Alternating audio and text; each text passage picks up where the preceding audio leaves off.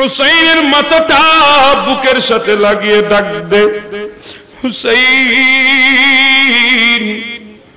আমি কে দেখো, আমি কে দেখো। হুসাইন তুমি কিভাবে পেরেছো আল্লাহর দ্বীনকে জিন্দা করতে? হুসাইন তুমি কিভাবে পেরেছো আখিরি নবীর উম্মতকে সাহারা দিতে? তুমি কিভাবে পেরেছো একদিকে আলী আকবরের লাশ, আর একদিকে আসগরের লাশ, আরেকদিকে মুহাম্মদের লাশ, আরেকদিকে কাসেম ইবনে হাসানের লাশ, আরেকদিকে আব্বাস ইবনে আলী আলমবরদারের লাশ। এই লাশের ভেতরে তুমি কিভাবে ধৈর্য ধারণ করেছো? আখিরি নবীর উম্মতকে কিভাবে নাজাত দান করেছো? হুসাইন আমার সাথে রাগ করো না, আমার সাথে রাগ করো না। হুসাইন তুমি আমাকে বলেছিলা আমি যখন কারবালাতে শহীদ হব আপনি আমার সামনে চলে আসবেন, আমার গলার মধ্যে চুরি চলবে, আমি আপনার দিকে তাকিয়ে থাকবো। দেখো আমি তো কারবালায় এসেছিলাম, তোমার রক্ত কারবালায় রাখি নাই, শরীরে উঠিয়ে নিয়েছি। আমি তোমার নানা মুহাম্মদ রাসূলুল্লাহ। আল্লাহু আকবার, আল্লাহু আকবার। হুসাইন চক্ষু খুলে দেখো আমি তোমার নানা রাসূলুল্লাহ। হুসাইন দেখো আমার দাড়ির মধ্যে রক্ত, আমার পাগড়ির মধ্যে রক্ত, আমার শরীরের মধ্যে রক্ত। হুসাইন তুমি চিন্তা করো না, তোমার একটা রক্তের ফোঁটা বিতা যেতে দেব না।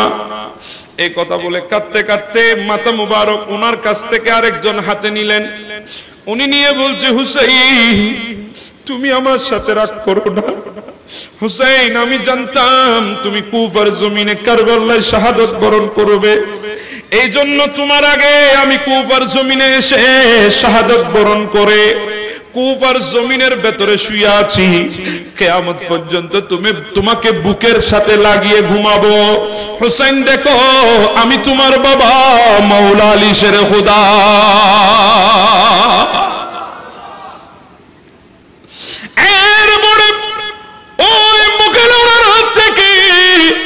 ইমাম হুসাইনের মাথাটা বুকের সাথে লাগিয়ে নিলেন। উনি অজর নয়নে কাঁদতেছে, বলে হুসাইন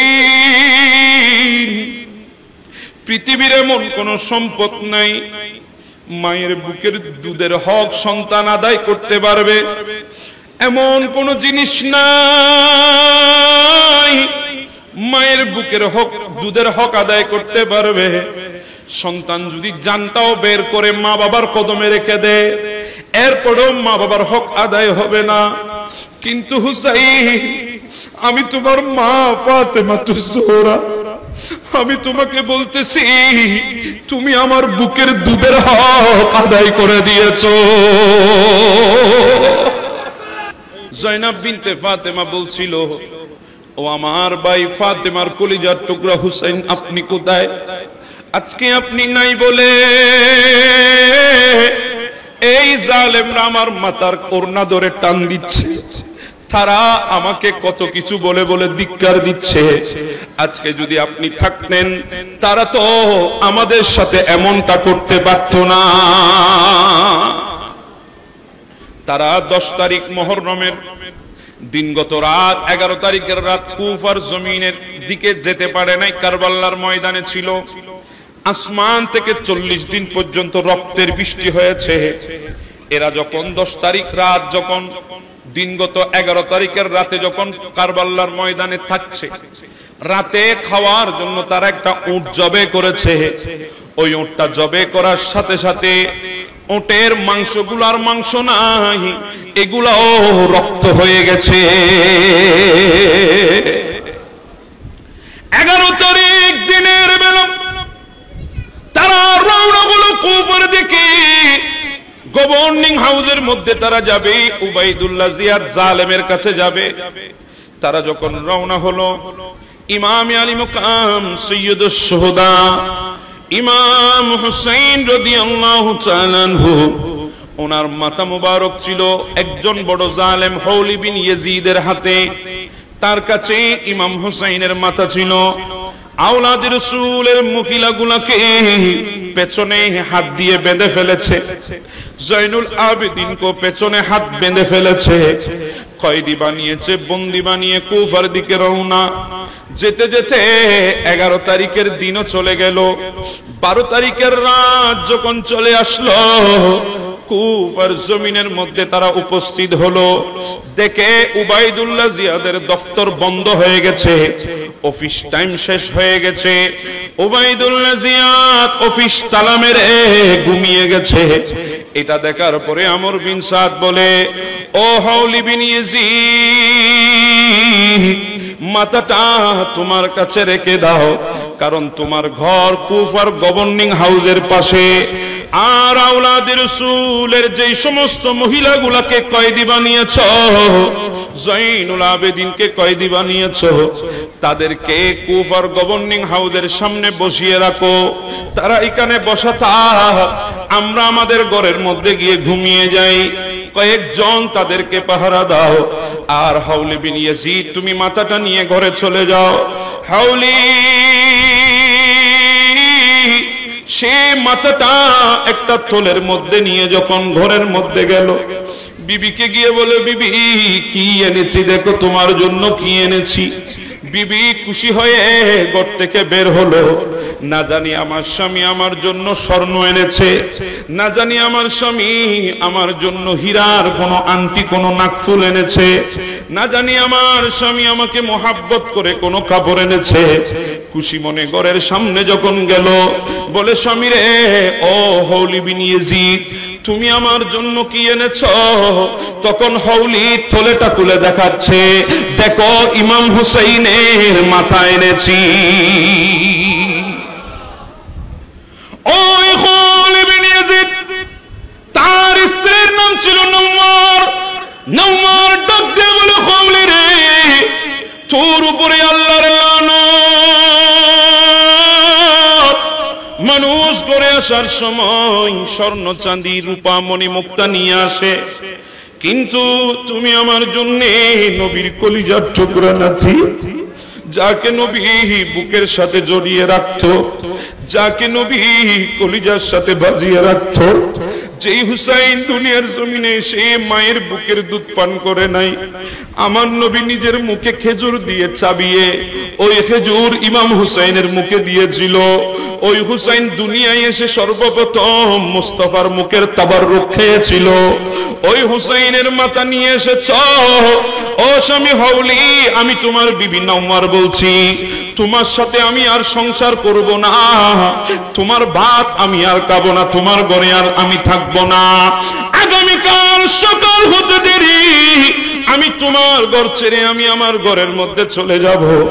এই কথা শুনে হাউলি ঘরে চলে, ঘর রুমের ভেতরে ঢুকে বিছানার মধ্যে শোয়ার সাথে সাথে ঘুমিয়ে গেল। মাথাটা খাটের নিচে রেখে দিয়েছে, বিছানার নিচে। রাত যখন গভীর,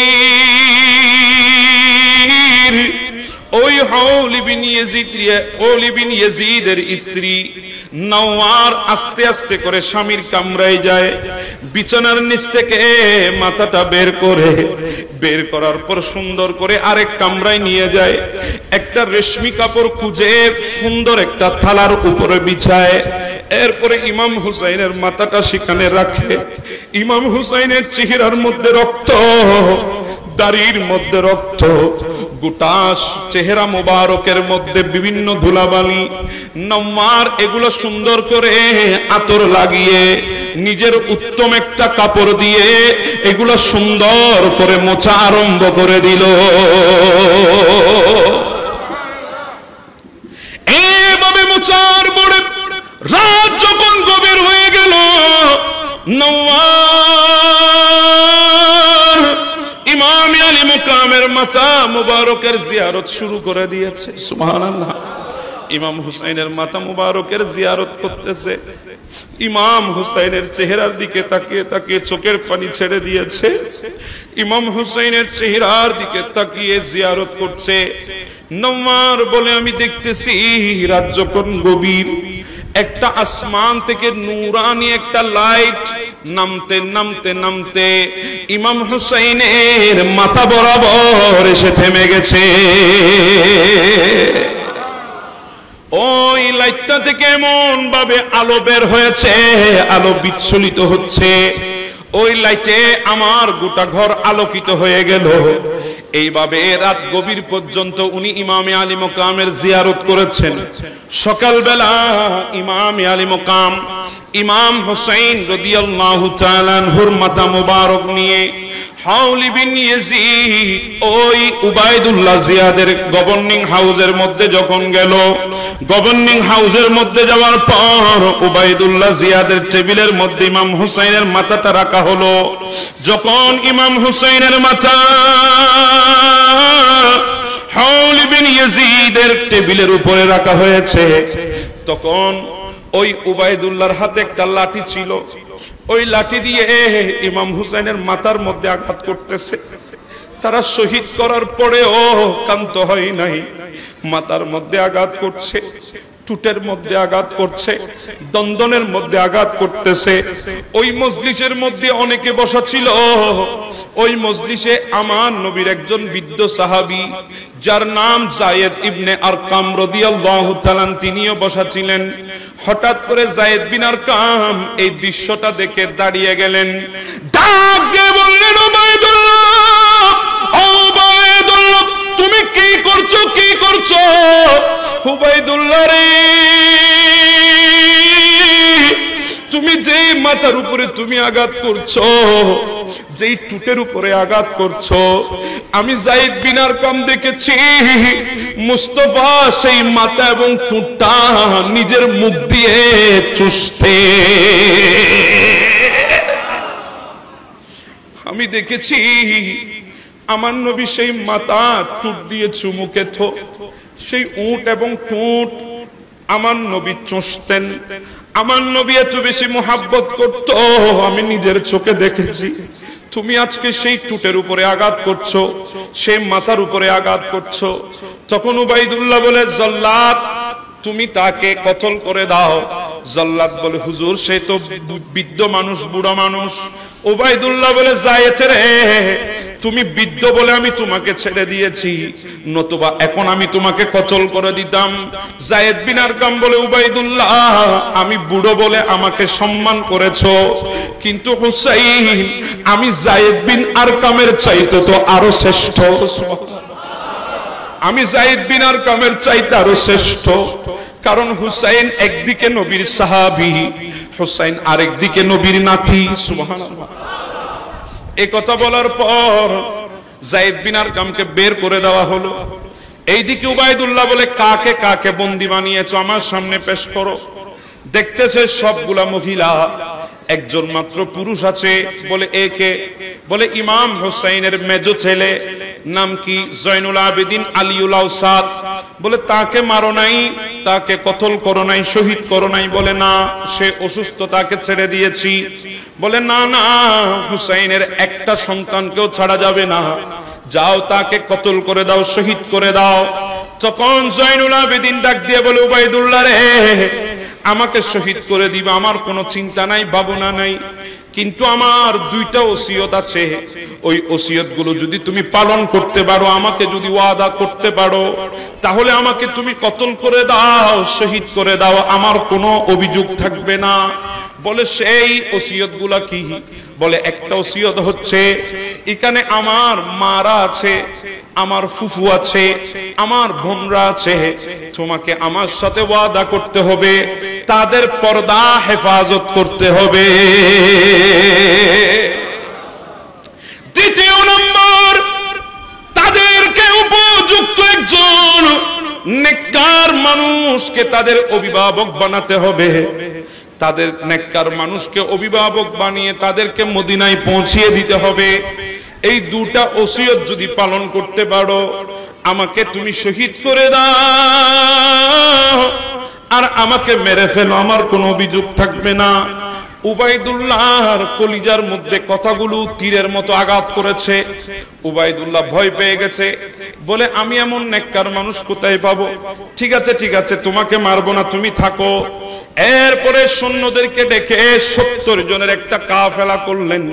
70 জনের একটা কাফেলা করে খলিদ বিন ইয়াজিদকে প্রদান করে ইমাম হুসাইনের মাথাটা তীরের আগার মধ্যে গেঁথে দিয়ে বলে, এই মহিলা কয়েদিগুলাকে নিয়ে, আওলাদ রাসূলের এই মহিলাদেরকে নিয়ে, তাদেরকে বন্দী বানিয়ে ইমাম হুসাইনের মাথাটা সিরিয়ার জমিনে নিয়ে যাও, আর সিরিয়ায় দারুল হুকুমাত ইয়াজিদের সামনে পেশ করবে। ইমামে আলী মাকাম শাহাদাত হওয়ার পরে আমরা ওনার শাহাদাতের আলোচনা করছি, আর আমার নবী ইমাম শহীদ হওয়ার আগে ইমামের শাহাদাতের আলোচনা শুরু করেছেন। শুধু এখানে থামবে না, কিয়ামতের ময়দানেও ইমাম হুসাইনের শাহাদাতের আলোচনা চলবে, কিয়ামতের ময়দানেও চলবে। যখন আমার নবী কিয়ামতের ময়দানে উঠবে, উম্মে সালমা রাদিয়াল্লাহু তাআলা আনহা, আমাদের মা, উম্মাহাতুল মুমিনিন, আমার রাসূলের বিবি, বলে 10 তারিখ মুহররমের আমি ঘুমন্ত অবস্থায় ছিলাম, হঠাৎ করে দেখতেছি আমার স্বপ্নের মধ্যে, খাবের মধ্যে আমার রাসূল তশরীফ এনেছেন।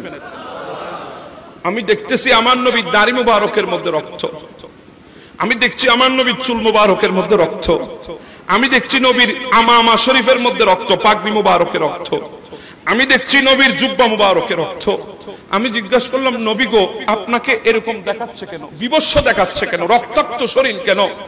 আমার নবী বলে, সালমা রে, তুমি কি জানো না আজকে 61 হিজরি 10ই মুহররম, জোহরের ওয়াক্ত পেরিয়ে গেছে। তুমি কি জানো না কারবালার ময়দানে আমার কলিজার টুকরা নাতি ইমামে আলী মাকাম ইমাম হুসাইনকে ওই জালেমরা শহীদ করে দিয়েছে। হুসাইনের সর যখন শরীর থেকে আলাদা হয়ে গেছে, হুসাইন নানা নানা বলে যখন চিৎকার করছে, আমি নবী মদিনায় তৈবা থেকে দৌড় দিয়েছি। আমি গিয়ে আমার হুসাইনকে জড়িয়ে ধরে হুসাইন বলে বলে আমিও গড়াগড়ি করেছি। উম্মে সালমা একটি রক্তের ফোঁটা আমি কারবালার ময়দানে রাখি নাই, সবগুলো আমার শরীরে আমি উঠাই নিয়েছি, দাড়ির মধ্যে লাগিয়েছি, চুলের মধ্যে লাগিয়েছি, পাগড়ির মধ্যে লাগিয়েছি। এইভাবে কিয়ামত পর্যন্ত আমি রওজায়ে আতহারে আরাম করব, আর কিয়ামতের ময়দানে আল্লাহর দরবারে উঠে বলবো, আল্লাহ, আমি আমার হুসাইনের রক্তের বদলা চাই, আমি আমার হুসাইনের রক্তের বিচার চাই। এভাবে বলে বলে আমার কোটি কোটি গুনাহগার উম্মতকে জাহান্নাম ক্যান্সেল করে আমি জান্নাতে নিয়ে যাব। তাহলে ইমামের এই শাহাদাত, এটাও আমাদের জন্য। এজন্য একজন কবি বড় সুন্দর বলেছেন, সৈয়দ নে কারবালা মে ওয়াদে নিভা দিয়ে, সৈয়দ নে কারবালা মে वादे निभा दिए हैं, दीन मोहम्मद की, दीन मोहम्मद की गुलशन खिला दिए हैं, सैयद ने करबला में वादे निभा दिए। সুবহানাল্লাহ। হুসাইন যে ওয়াদা নবীর সাথে করেছে, কারবালাতে ওয়াদা আদায় করে দিয়েছে। আরো জোরে বলেন না সুবহানাল্লাহ। बोले हुसैन मौला तेरी रजा की खातिर, बोले हुसैन मौला तेरी रजा की खातिर, एक एक करके मैंने, एक एक करके मैंने हीरे लौटा दिए, सैयद ने करबला में वादे निभा दिए, सैयद ने करबला में वादे निभा दिए। सुबहानाल्लाह। ইমামে আলী মাকামের শাহাদাত হলো, নামাজের অবস্থায় ইমামে আলী মাকামকে শহীদ করা হয়েছে। শাহাদাতের পরে তারা ক্ষান্ত হয় নাই, আমাদের দেশে যদি কোনো জালেমও যদি হয়, কোনো কাফের, ওনার সামনে যদি একটা লাশ পড়ে থাকে, সেই জালেম হলেও তার কলিজার ভেতরে এহতেরাম আসবে। কথা বলেন ঠিক না? ওই লাশটার প্রতি একটু সহানুভূতি আসবে। কিন্তু তারা লাশ, রসুলের আওলাদ তো দূরের কথা, লাশের প্রতিও তাদের এহতেরাম আসে নাই। তারা ওই লাশগুলার উপরে তাদের ঘোড়াগুলো দৌড় করিয়েছে, দৌড়িয়ে দিয়েছে। দৌড়িয়ে দেওয়ার পর ইমামকে শাহাদাত করার সাথে সাথে আসমান লাল হয়ে গেছে, রক্ত লালে লাল। আসমান থেকে রক্তের বৃষ্টি পড়েছে এভাবে 40 দিন। কয়দিন? হযরত জালালউদ্দিন সুয়ুতি আলাইহির রাহমা তারিখুল খুলাফার মধ্যে নোট করছে, বলে দুনিয়ার মানুষ, তোমরা আজকে মাগরিবের পরে পশ্চিম আকাশে একটা ছোট লালিমা দেখো। ছোট লালিমা আছে না? সূর্য নয়, সূর্য নয়। মাগরিবের নামাজের পরে আকাশ যখন অন্ধকার হয়ে যায়, পশ্চিম আকাশে লম্বা কিংবা গুলবৃত্তের একটা লালিমা দেখা যায়। জালালউদ্দিন সুয়ুতি বলছে তারিখুল খুলাফার মধ্যে, বলে এই লালিমাটা কারবালার আগে ছিল না। যখন ইমাম হোসেনকে শহীদ করা হলো, গোটা আসমান লাল হয়ে গেছে। 40 দিন লাল ছিল, আস্তে আস্তে ওই লালিমাটা কমেছিল, কমতে কমতে পশ্চিম আকাশে গিয়ে থেমে গেছে।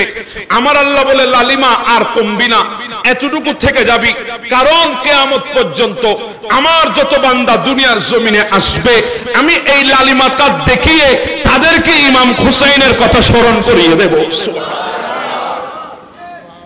আমরা তো 10 দিন ইমাম হুসাইনের মাহফিল করে ক্লান্ত, আল্লাহ তো কিয়ামত পর্যন্ত ইমাম হুসাইনের মাহফিল করছেন পশ্চিম আকাশে। সুবহানাল্লাহ বলবেন না? পশ্চিম আকাশে একটা লালিমা আছে না নাই? ইমাম হোসেনকে শাহাদাত করার পর ইমাম হোসেনের যে তাবুগুলা ছিল, ওখানে একজন পুরুষ ছিলেন মাত্র, যার নাম হচ্ছে জয়নুল আবেদিন। এটা না, এই নামে ওনাকে দুনিয়া চিনে, কিন্তু এটা ওনার নাম নয়। জয়নুল আবেদিন এটা ওনার নাম। ওনার নাম হচ্ছে আলিউল আওসাত। ওনার নাম আলিউল আওসাত। আমি আমার ছেলের নামও রেখেছি আলিউল আওসাত, ওনার নামে নিসবতে। ওনার নাম হচ্ছে আলিউ আওসাত। ইনি ছিলেন অসুস্থ, বিছানাবন্দি, উঠতে পারে নাই। 104 ডিগ্রি জ্বর ছিল, গায়ের টেম্পারেচার বেশি ছিল।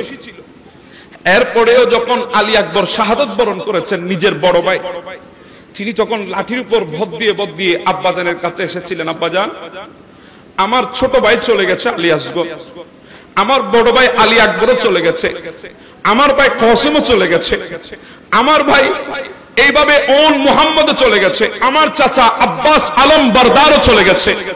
আব্বা, আমি আর কি করব? আমাকেও আপনি বিদায় দিন, আমিও কারবালার ময়দানে যাব। কিন্তু ইমাম হোসেন বড় সেদিন দয়া করেছেন আমাদের উপরে। ইমাম হোসেন বলছেন, না, আমি তোমাকে অনুমতি দেব না। একদিকে তুমি মাযুল, মানে অসুস্থ, তুমি যুদ্ধের ময়দানে যেতে পারবে না, জিহাদ তোমার জন্য ফরজ হয় নাই, এজন্য আমি তোমাকে অনুমতি দিতে পারছি না। দ্বিতীয় নাম্বার, আজকে যদি তোমাকে আমি অনুমতি দিয়ে দিই, তাহলে আমি হুসাইনের নসল বন্ধ হয়ে যাবে। আমি হুসাইনের আওলাদ বাংলার মানুষ সৈয়দ আহমদ শাহ সিরকুটির চেহারার মধ্যে দেখতে পারবে না।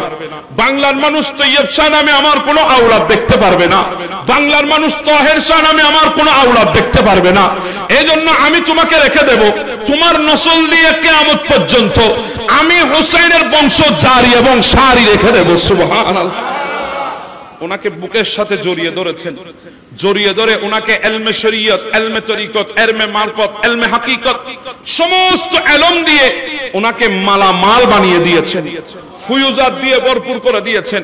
বলে, যাও তুমি এবং তাবুর ভিতরে চলে যাও। সুবহানাল্লাহ। আজকে যদি ইমাম হোসেন সেই দয়া যদি আমাদের উপর না করতেন, আমরা কি আলে রাসূল হুজুর কিবলাকে দেখতে পেতাম? আমাদের ভাইয়ের আজকে সাজরার মধ্যে বলে না, জিসিমে তাহিরে কলব তাহিরে রূহ তাহিরে দে মুঝে সৈয়দি মুর্শিদ তাহিরে বাখুদা के से थे। सुभान अल्लाह। আজকে আমরা বলছি আল্লাহ তুমি আমাদেরকে আমাদের জিসমে তাহের জিসমকে পবিত্র করে দাও, কলব তাহের কলবকে পবিত্র করে দাও, রূহে তাহের আমাদের রূহকে পবিত্র করে দাও। কার উসিলায়? আল্লাহ আমার মুর্শিদে করিম তাহের শাহ সাহেব কিবলার উসিলায় আল্লাহ তুমি আমাদের দোয়াকে কবুল করে নাও।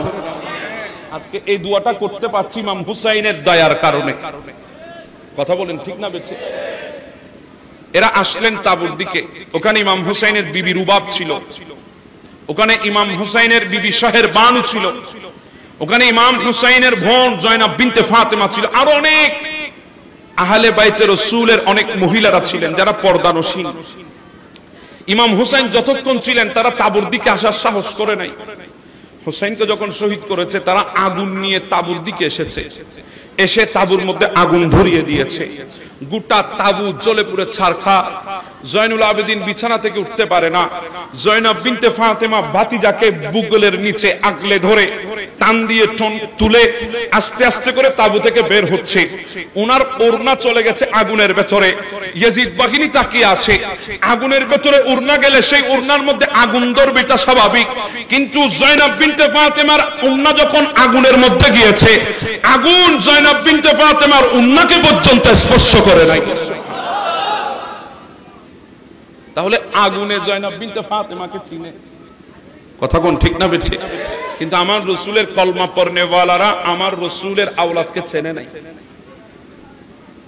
আমার বাবারা, সাইয়েদেনা জয়নাব বিনতে ফাতেমা ইনি যখন ওনার ভাতিজা হযরতে জয়নুল আবেদিন আলীউল আওসাদকে নিয়ে যখন বের হচ্ছিল, ওনার ওড়না আগুনের মধ্যে পড়েছে, কিন্তু ওই ওড়না আগুনে জ্বলে নাই। ইয়াজিদিরা দিকে এটা আরো রাগান্বিত হয়ে গেল। তারা জয়নাব বিনতে ফাতেমার ওড়নার মধ্যে হাত দিয়েছে। হাত দিয়ে যখন ওড়নাকে টান দেওয়া আরম্ভ করেছে, তখন জয়নাব বিনতে ফাতেমা কিছু কথা তাদেরকে বলেছিল। একজন কবি সেই কথাগুলো কত সুন্দর করে তার সুরে সুরে কথাগুলো তুলে ধরেছিল। জয়নাব বিনতে ফাতেমা ডাক দিয়ে বলেছিল, আমদদ কে আপ এ ফাতেমা কে দিল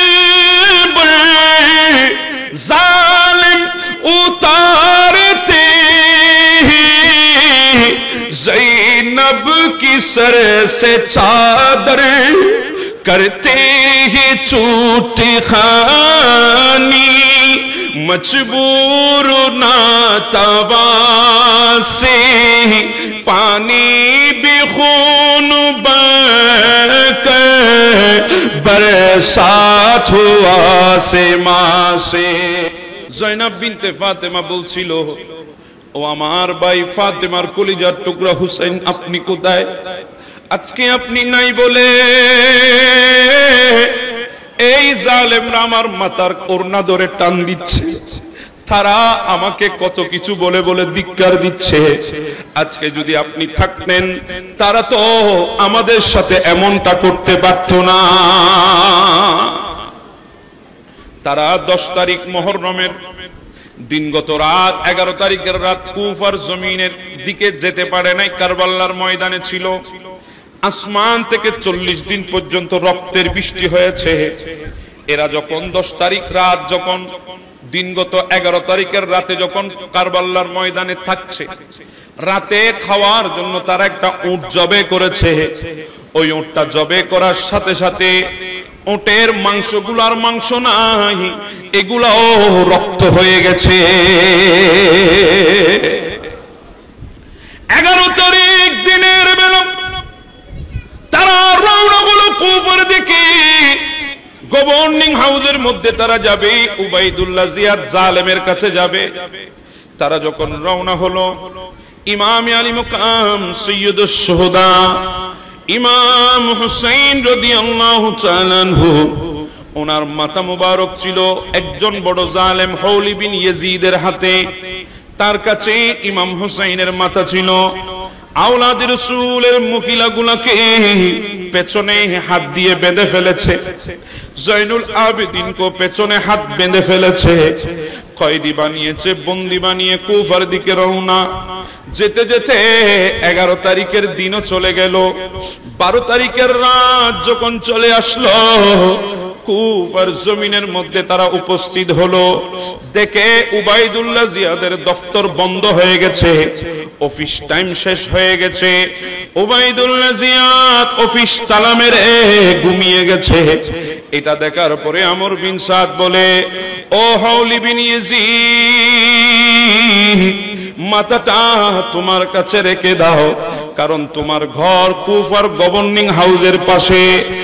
আর আওলাদের রাসূলের যেই সমস্ত মহিলাগুলোকে কয়েদি বানিয়েছ, জয়নুল আবেদিনকে কয়েদি বানিয়েছ, তাদেরকে কুফার গভর্নিং হাউসের সামনে বসিয়ে রাখো। তারা এখানে বসা থাক, আমরা আমাদের ঘরের মধ্যে গিয়ে ঘুমিয়ে যাই। কয়েকজন তাদেরকে পাহারা দাও।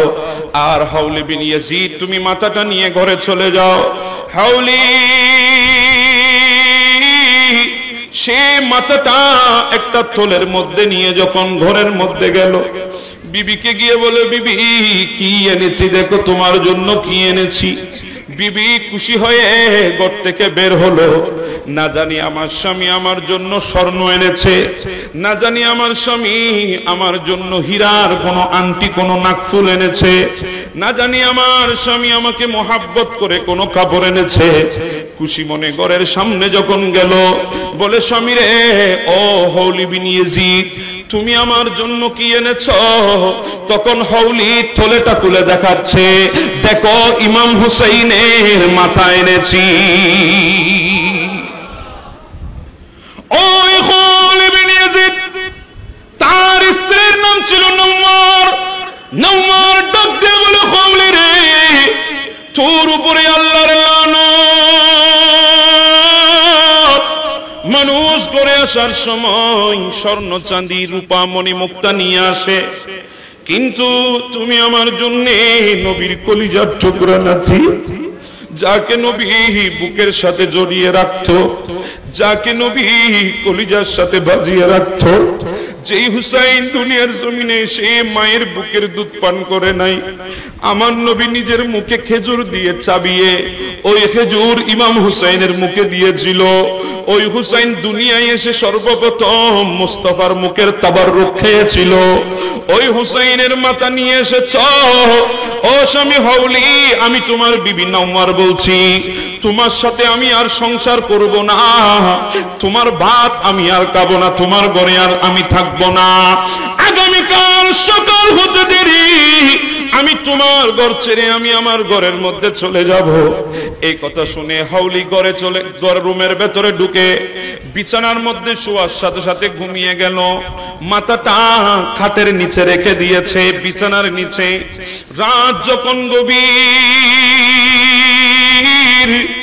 ওই হাউলি বিন ইয়াজিদের স্ত্রী নওয়ার আস্তে আস্তে করে স্বামীর কামরায় যায়, বিছানার নিচ থেকে মাথাটা বের করার পর সুন্দর করে আরেক কামরায় নিয়ে যায়। একটা রেশমি কাপড় খুঁজে সুন্দর একটা থালার উপরে বিছায়। এরপরে ইমাম হুসাইনের মাথাটা সেখানে রাখে। ইমাম হুসাইনের চেহারার মধ্যে রক্ত, দাড়ির মধ্যে রক্ত, গোটা চেহারা মোবারকের মধ্যে বিভিন্ন ধুলাবালি। নওয়ার এগুলো সুন্দর করে আতর লাগিয়ে নিজের উত্তম একটা কাপড় দিয়ে এগুলো সুন্দর করে মোছা আরম্ভ করে দিল। এইভাবে মোছার পরে রাত যখন গভীর হয়ে গেল, নওয়ার ইমাম আলী মুকামের মাথা মুবারকের জিয়ারত শুরু করে দিয়েছে। সুবহানাল্লাহ। ইমাম হুসাইনের মাথা মুবারকের জিয়ারত করতেছে। ইমাম হুসাইনের চেহারার দিকে তাকিয়ে তাকিয়ে চোখের পানি ছেড়ে দিয়েছে। ইমাম হুসাইনের চেহারার দিকে তাকিয়ে জিয়ারত করছে। নওয়ার বলে, আমি দেখতেছি রাত যখন গভীর, একটা আসমান থেকে নূরানি একটা লাইট নামতে নামতে নামতে ইমাম হুসাইনের মাথা বরাবর এসে থেমে গেছে। ওই লাইটটা থেকে এমন ভাবে আলো বের হয়েছে, আলো বিচ্ছুরিত হচ্ছে, ওই লাইটে আমার গোটা ঘর আলোকিত হয়ে গেল। এইভাবে রাত গভীর পর্যন্ত উনি ইমামে আলী মকামের জিয়ারত করেছেন। সকালবেলা ইমামে আলী মকাম ইমাম হুসাইন রাদিয়াল্লাহু তাআলা আনহুর মাথা মুবারক নিয়ে হাউলি বিন ইয়াজিদ ওই উবাইদুল্লাহ জিয়াদের গভর্নিং হাউসের মধ্যে যখন গেল, গভর্নিং হাউসের মধ্যে যাওয়ার পর উবাইদুল্লাহ জিয়াদের টেবিলের মধ্যে ইমাম হুসাইনের মাথাটা রাখা হলো। যখন ইমাম হুসাইনের মাথা হাউলি বিন ইয়াজিদের টেবিলের উপরে রাখা হয়েছে, তখন ওই উবাইদুল্লাহর হাতে একটা লাঠি ছিল, ওই লাঠি দিয়ে ইমাম হুসাইনের মাথার মধ্যে আঘাত করতেছে।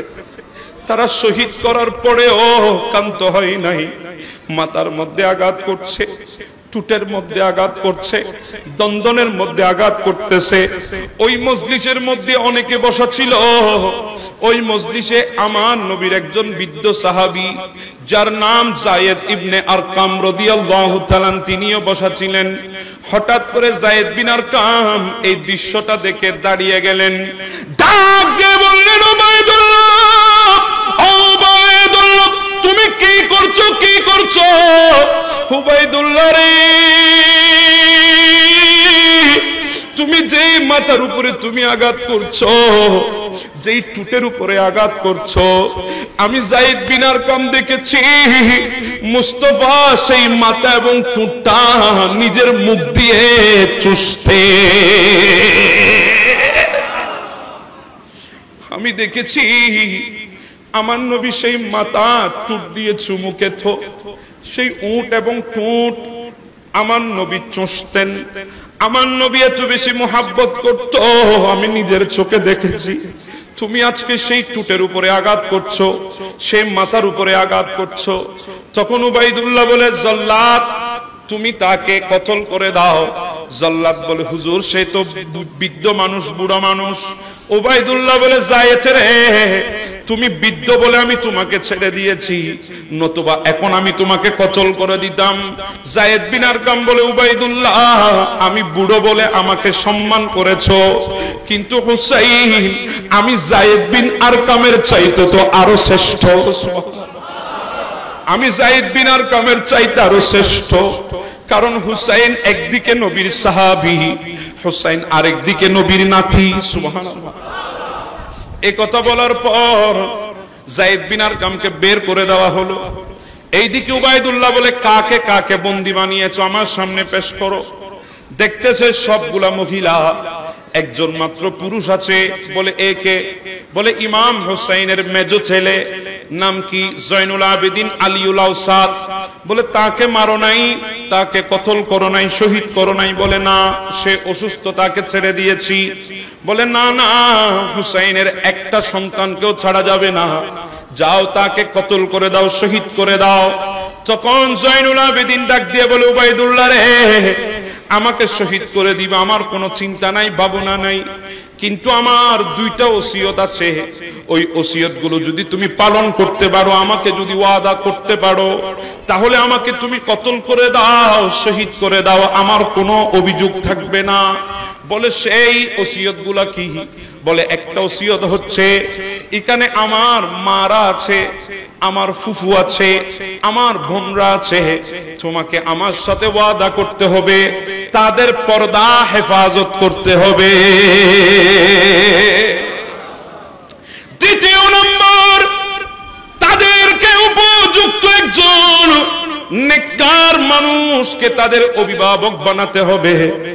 তাদের নেককার মানুষকে অভিভাবক বানিয়ে তাদেরকে মদিনায় পৌঁছিয়ে দিতে হবে। এই দুটা ওসিয়ত যদি পালন করতে পারো, আমাকে তুমি শহীদ করে দাও আর আমাকে মেরে ফেলো, আমার কোনো অভিযোগ থাকবে না।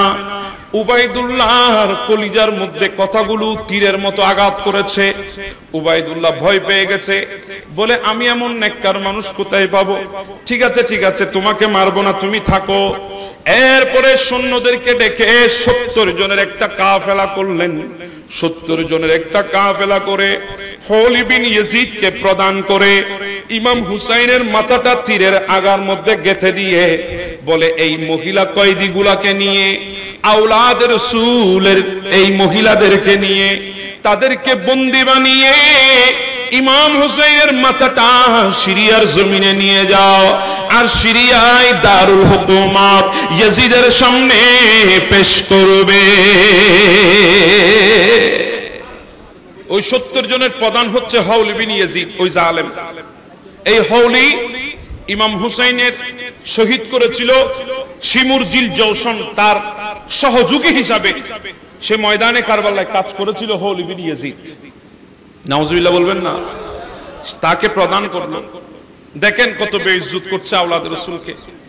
মাথাটা হাতের মধ্যে দেয় নাই, মাথাটা দিয়েছে একটা তীরের মধ্যে গেঁথে, এবং বলছে যাওয়ার সময় এটাকে উপরে ধরবে, মিছিল করে করে যাবে, মানুষকে দেখাবে যে ইয়েজিদের বিরুদ্ধে গেলে কি হয়। নাউজুবিল্লাহ বলবেন না? আওলাদ রাসূলের মহিলাগুলাকে বন্দী বানিয়েছে, কয়েদি বানিয়েছে, ঘোড়ার উপরে, বাহনের উপরে তুলে রওনা করেছে, তারা যাচ্ছে। যেতে যেতে অনেকটা দূর চলে গেল। রোদের তীব্রতা এত বেশি, গরমের তীব্রতা তারা সহ্য করতে পারে নাই। তারা বলে, ও হৌলি, গরম তো বেশি পড়ছে, রোদের তাপ বেশি। বলে ঠিক আছে, একটা গাছের ছায়া খুঁজে নাও। একটা ময়দান দেখা যাচ্ছে, যেই ময়দানের মাঝখানে একটা বড় গাছ।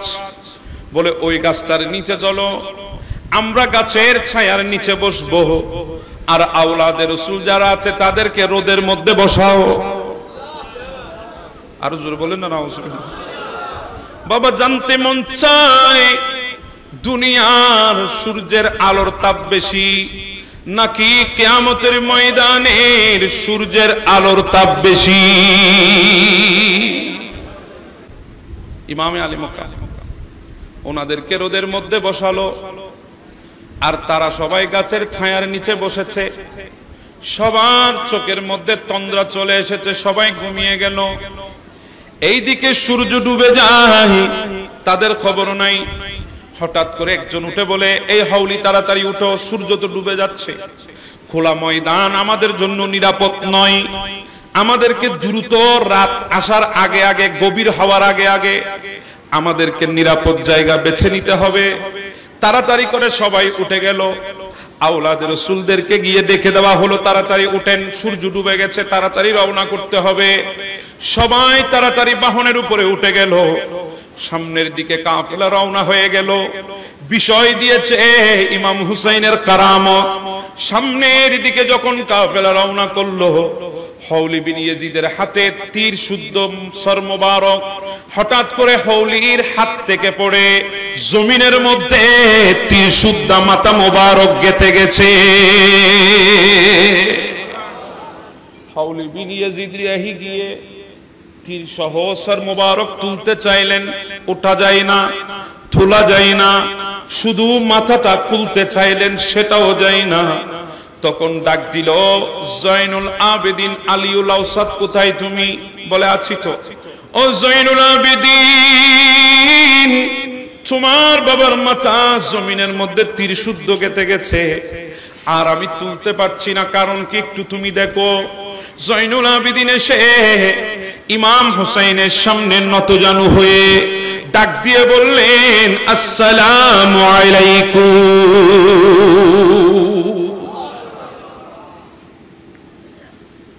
জিন্দা না মুর্দা? জি বলেন না, জিন্দা না মুর্দা? জয়নুল আবেদিন সালাম দিলেন। গোটা দুনিয়া দেখে আছে, ইয়াজিদ বাহিনী দেখে আছে, শরীর নাই।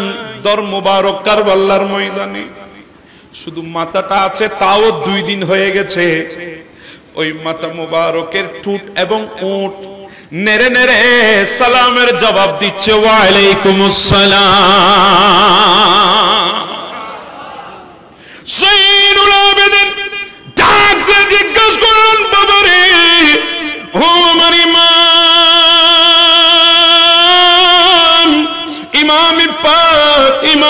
হুসাইন, আপনার এই সর মুবারক মাটির মধ্যে কেন গেঁথে গেল? আপনি কেন উঠতেছেন না? আমার হুসাইন ডাক দিয়ে বলে, জয়নুল আবেদিন, তোমার ফুফি কোথায়? বলে, আছে তো বাহনের উপরে, গিয়ে জিজ্ঞেস করো। আমি তো আমার কলিজার টুকরা সকিনাকে তোমার ফুফির কোলে আমানত দিয়েছিলাম, তোমরা যে চলে যাচ্ছ, আমার সকিনা কোথায়?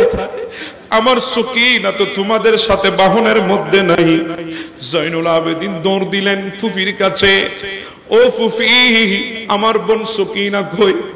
তালাশ করে দেখে সকিনা তো আমাদের সাথে নাই। মনে হয় যেখানে আমরা বিশ্রাম নিয়েছিলাম, তাড়াহুড়া করতে গিয়ে সকিনাকে ফেলে চলে এসেছি। আবার কাফেলা ওয়াপে সেই মাঠের মধ্যে গেল, চারিদিকে সকিনাকে খুঁজতেছে।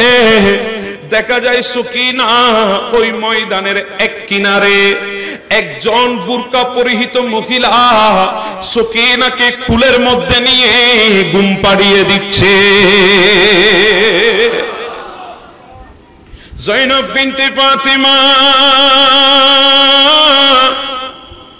তিনি ওই মহিলার কাছে গেল, যাওয়ার পরে ডাক দিচ্ছে, মা আপনি কে? আপনার বাড়ি কোথায়? বলে, আমার বাড়ি তো কুফার জমিনে নয়, আমার বাড়ি এই এলাকার আশেপাশেও নয়, আমার বাড়ি হচ্ছে মদিনা শরীফ। আমি তো দুনিয়ার জমিনে নাই, আমি তো জান্নাতুল বকি শরীফের মধ্যে আছি। ও জয়নব, তুমি কি আমাকে চেনো নাই? বলেন, না, আমি তো চিনি নাই। একথা বলতে না বলতে নেকাবখানা তুলে দিলেন। জয়নব বিনতে ফাতেমা দেখছে এটা কোনো সাধারণ মহিলা নয়, খাতুনে জান্নাত ফাতেমা।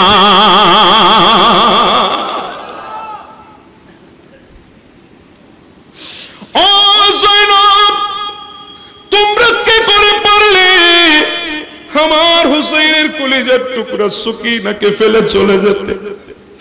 সকিনা তোমাদেরকে না দেখে হাও মাও করে যখন কাঁদছিল, আমি আর জান্নাতুল বকির মধ্যে থাকতে পারি নাই। আমি জান্নাতুল বকি থেকে সকিনার সাহারা হওয়ার জন্য এখানে চলে আসলাম। क्यों फातिमा ज़हरा को रुलाती हो कफन में, क्यों फातिमा ज़हरा को रुलाती हो कफन में, दो फूलों तो रहने दे मोहम्मद की चमन में। अल्लाहुम्मा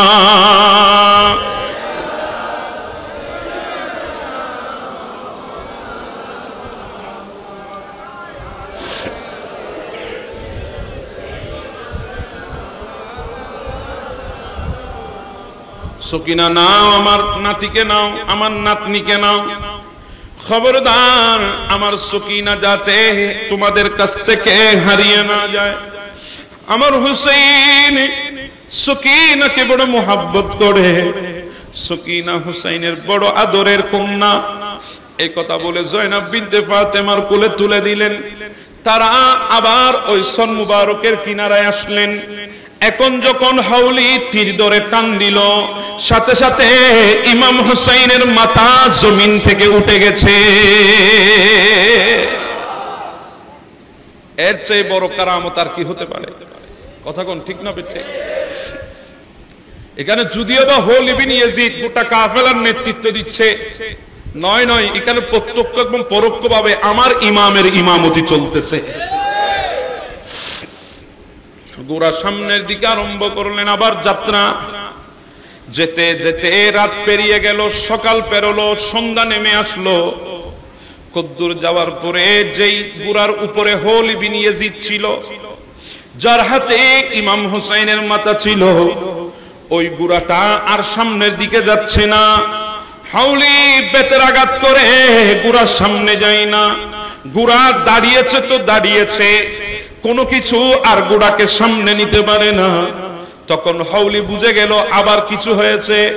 হাউলি ডাক দে, জয়নুল আবেদিন এদিকে আসো। আবার কি হলো? জয়নুল আবেদিন বলে কি হয়েছে? বলে আমার বুড়া তো আর সামনের দিকে যায় না, তোমার বোন সকিনা আছে কিনা দেখো। জয়নুল আবেদিন ডাক দিল, ও ফুফি জয়নাব বিনতে ফাতেমা, আমার কলিজার টুকরা বোন, আমার কলিজার টুকরা, আমার আব্বার কন্যা, আমার বোন সকিনা কোথায়? তালাশ করে দেখে সকিনা তাদের সাথে নাই। তাদের অজান্তে, তাদের বেখেয়ালিতে সকিনা বাহন থেকে অনেক দূরে পড়ে গেছে।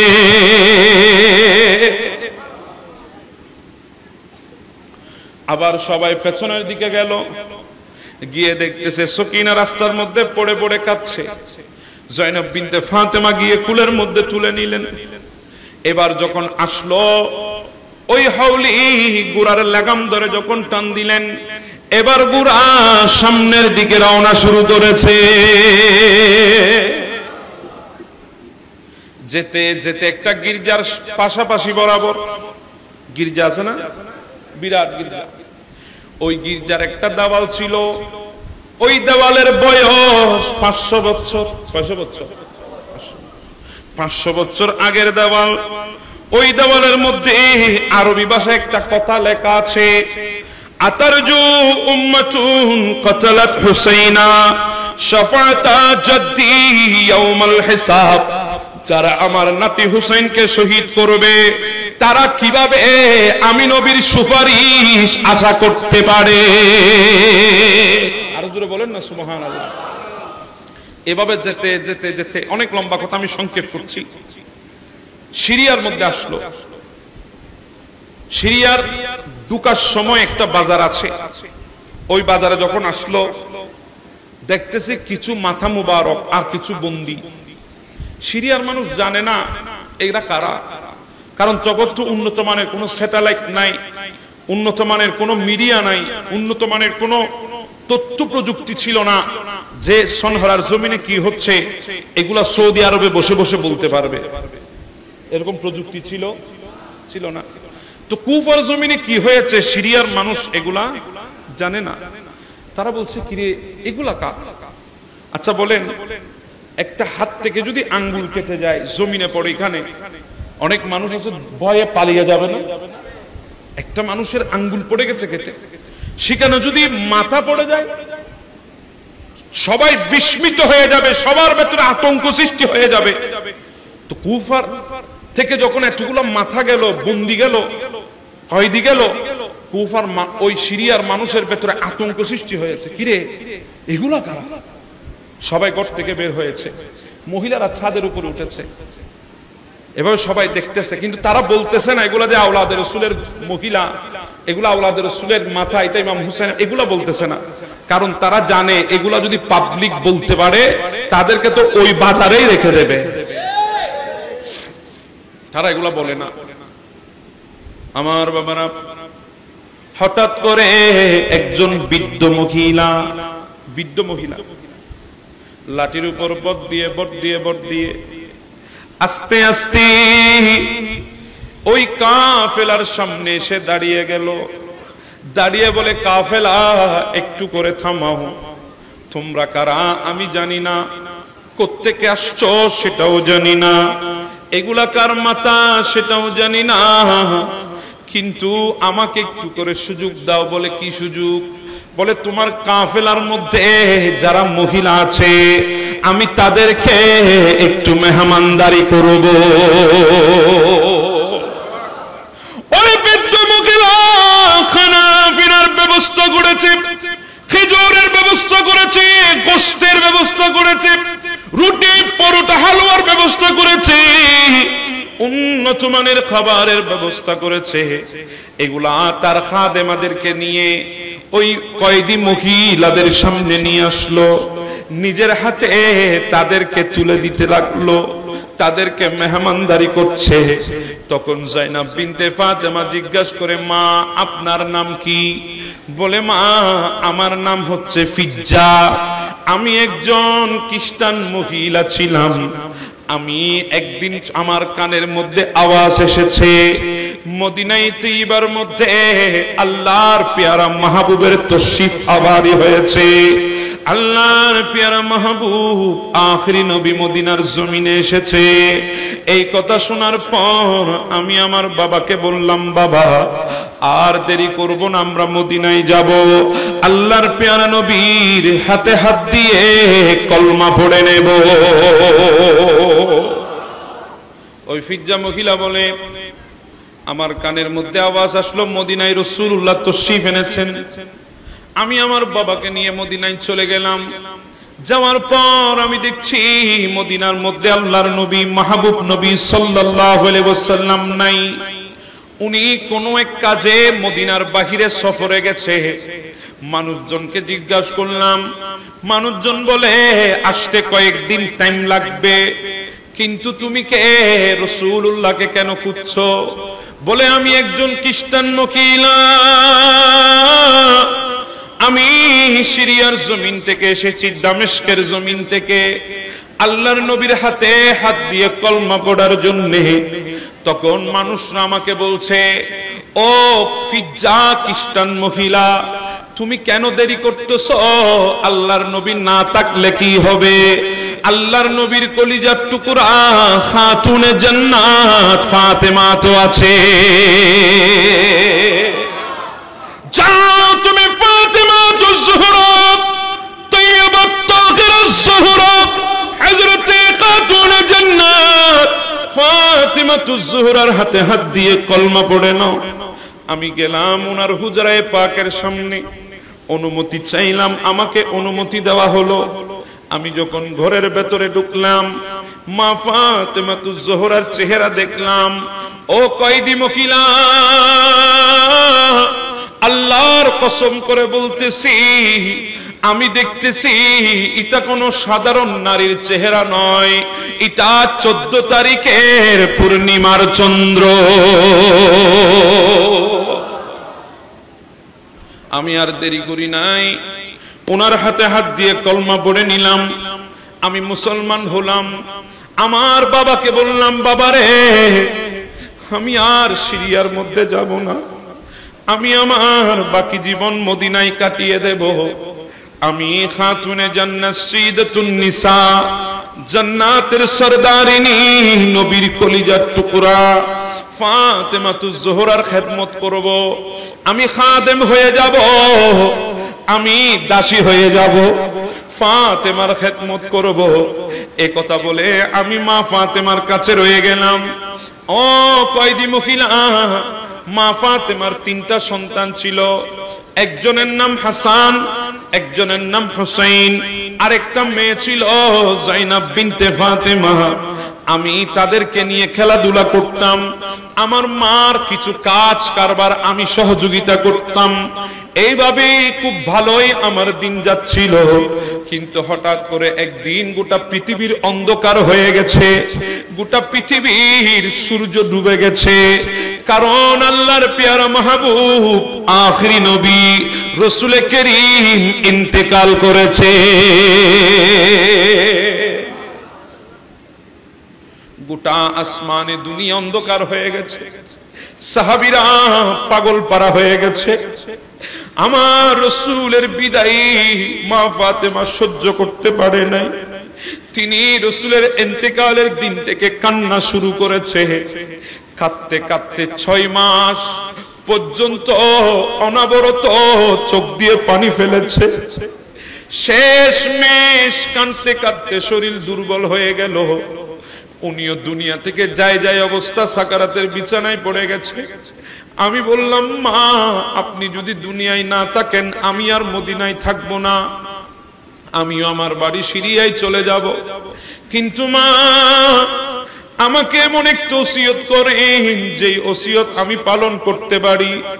তখন আমার মা ফাতেমা আমাকে বলেছিল, ফিজ্জারে কোনো এক সময় তোমার ঘরের সামনে দিয়ে যদি কোনো কাফেলা আসে, আর ওই কাফেলার মধ্যে যদি কতগুলা মাথা থাকে আর কতগুলা যদি মহিলা কয়েদি থাকে, তুমি দেরি করবা না, তুমি তোমার যা সামর্থ্য আছে ওগুলা দিয়ে তাদেরকে মেহমানদারি করিও।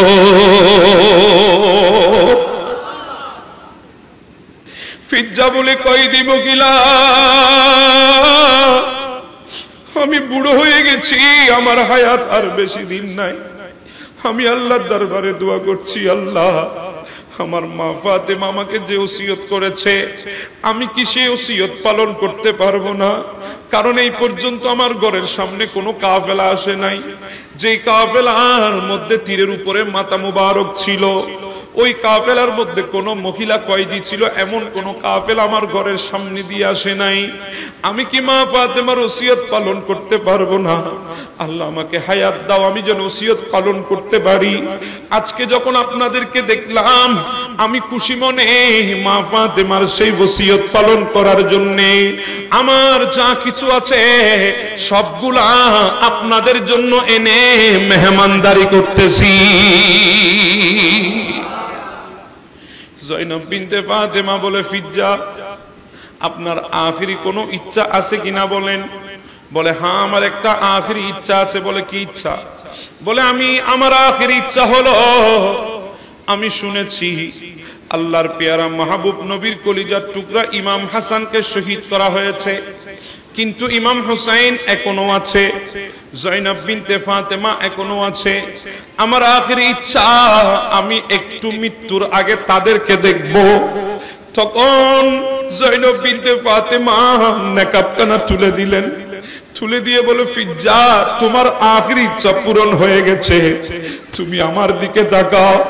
আমি সেই জয়নব বিনতে ফাতেমা। আর যে মাথাটা তীরের উপরে দেখছো, সুন্দর চেহারা, ওটাই হলো ইমাম হুসাইনের মাথা। ফিজ্জা আল্লাহু আকবার বলে ডাক দিল, ডাক দিয়ে বলে, আল্লাহ আমার মা ফাতেমা বুঝি আমাকে নিজের মেয়েকে মেহমানদারি করার জন্য ওসিয়ত করেছে। আমার মা আমাকে এই জন্য ওসিয়ত করেছে, আমি যাতে নিজের কলিজার টুকরা জয়নব বিনতে ফাতেমাকে একটু মেহমানদারি করতে পারি। এই বলে চিৎকার করে করে কাঁদতে কাঁদতে ওই ফিজ্জা বেহুশ হয়ে জমিনে পড়ে গেছে।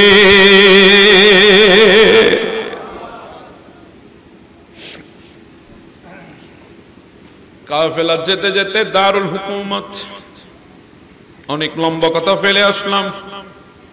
দারুল হুকুমতের সামনে গেল ইয়াজিদের দরবারে। ইয়াজিদের সামনের মধ্যে মাথা মুবারক রাখা হলো। ইয়াজিদের হাতের মধ্যে একটা ছুরি ছিল, সেই ছুরির দাঁত দিয়ে ইমাম হুসাইনের মুখের উপরে আঘাত করতেছে। হুসাইন কেমন লাগে? বলেছিলাম বায়াত হয়ে যাও, হলে না, এখন কেমন লাগে? এভাবে হুসাইনের টুটের উপরে আঘাত করতেছে আর বলতেছে, সৈন্যরা 3 দিন পর্যন্ত মাথাটা বাজারের মধ্যে লটকায় রেখো। কেমন বেইজ্জত দেখেন, 3 দিন পর্যন্ত মাথাটা বাজারের মধ্যে লটকিয়ে রাখবে, মানুষ যাতে বুঝতে পারে ইয়াজিদের বিরুদ্ধে গেলে কি হয়, এটা যাতে দামেস্কবাসী বুঝে যায়, সিরিয়াবাসী বুঝে যায়।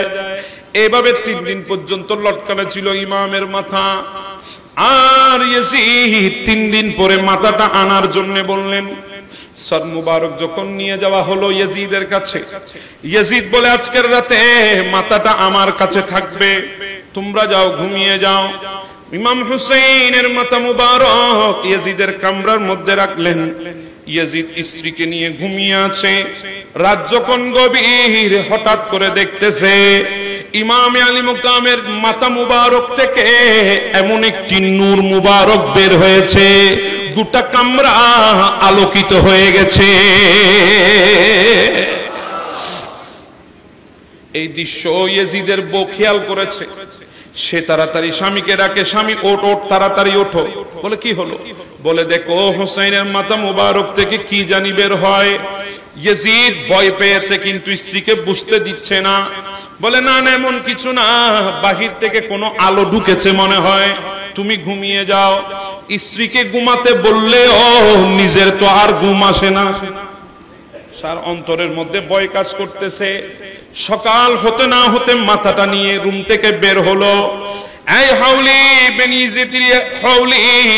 বিন ইয়াজিদ, এদিকে আসো, নাও মাথাটা নাও। তোমরা 70 জন এই মাথাটাকে নিয়ে সিরিয়ার মধ্যে আর রাখবো না, এটাকে তাড়াতাড়ি আশকলনের মধ্যে নিয়ে যাও। কত বড় জালেম দেখেন, দেশে দেশে ঘুরত দেয়, দেশে দেশে মানুষকে দেখানোর জন্য সেটা ঘুরাচ্ছে। কত বড় জালেম! সে ভয়ে বলে আমি আর রাখবো না, এটা নিয়ে যাও, সিরিয়াও রাখবো না, আশকলনে নিয়ে যাও। তখন তারা 70 জন ওই কুফা থেকে যারা এসেছে তারা বলতেছে, হুজুর আমরা একটু ক্লান্ত পরিশ্রান্ত, আমাদের কাছকে একটু বিশ্রাম নিতে দিন, আমরা আজকে রাত্রে একটু বিশ্রাম নেব, কালকে সকালে আমরা আশকলনে নিয়ে যাব। বলে ঠিক আছে, আমি রাখবো না, এটা তোদের কাছে রাখ। কেমন ভয় তার ভেতরে কাজ করছে। সে বলছে না জানি কখন আবার আল্লাহর গজব নেমে আসে, না তোমাদের কাছে রাখো। তারা মাথাটা রাখলেন, 70 জন সবাই ঘুমিয়ে গেল। এতটুকু মনে রাখেন, এখানে আবার আসবো। ওইদিকে খানায়ে কাবার মধ্যে তাওয়াফ চলতেছে। একজন বান্দা আল্লাহর ঘর খানায়ে কাবার মুলতাজিম, যেটা আল্লাহর ঘরের দরজা, ওই দরজার মধ্যে ধরে ধরে আল্লাহর দরবারে দোয়া করছে, আল্লাহ আমি জানি তুমি আমাকে মাফ করবে না। নাউজুবিল্লাহ। খানায়ে কাবার মধ্যে কয়েকটি জায়গা আছে যেখানে দোয়া করলে 100% দোয়া কবুল হয়ে যাবে। তন্মধ্যে একটি জায়গা হলো মুলতাজিম, আরেকটি জায়গা হলো হাজরে আসওয়াদ, আরেকটি জায়গা হলো মাকাম ইব্রাহিম, আরেকটি জায়গা হলো খাতিমে কাবা, আরেকটি জায়গা হলো মিজাবে রহমত, আরেকটি জায়গা হলো রুকনে ইমান, আরেকটি জায়গা হলো মাতাফ, আরেকটি জায়গা হলো আবে জমজম, আরেকটি জায়গা হলো সাফা মারওয়া। এগুলাতে যদি দোয়া করা হয় দোয়া ফেরত। কথা বলেন, দোয়া ফেরত। তো এই বান্দা দোয়া করতেছে, আল্লাহ আমি জানি তুমি আমার দোয়া কবুল করবে না, আমি জানি তুমি আমার জন্য জাহান্নামকে ওয়াজিব করে দিয়েছো, আমি জানি আমার জন্য জাহান্নাম অবধারিত হয়ে গেছে। এইভাবে যখন দোয়া করতেছে, ওই তাওয়াফকারীর ভেতরে বিশ্ববিখ্যাত একজন মুহাদ্দিস ছিলেন, যার নাম বুখারী শরীফের পাতায় পাতায় আছে। ওনার নাম হচ্ছে সুলাইমান আল আমেশ আল কুফি রাদিয়াল্লাহু তাআলা আনহু। বড় একজন মুহাদ্দিস, বুখারীর পাতায় পাতায় যার নাম মুবারক আছে, সুলাইমান আল আমেশ আল কুফি।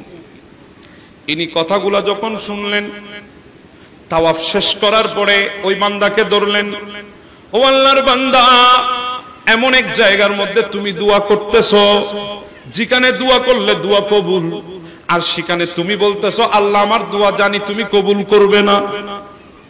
সেখানে তুমি বলতেছো আল্লাহ আমি জানি তুমি আমার জন্য জাহান্নাম অবধারিত করেছো। আরে আল্লাহর বান্দা, এখানে তো মানুষ দোয়া করে আল্লাহ আমি যত বড় গুনাহগার হই না কেন, তোমার রহমত আমার চাই আমার গুনাহ থেকে কোটি কোটি গুণ বেশি, তুমি চাইলে আমার গুনাহ মাফ করে দিতে পারো।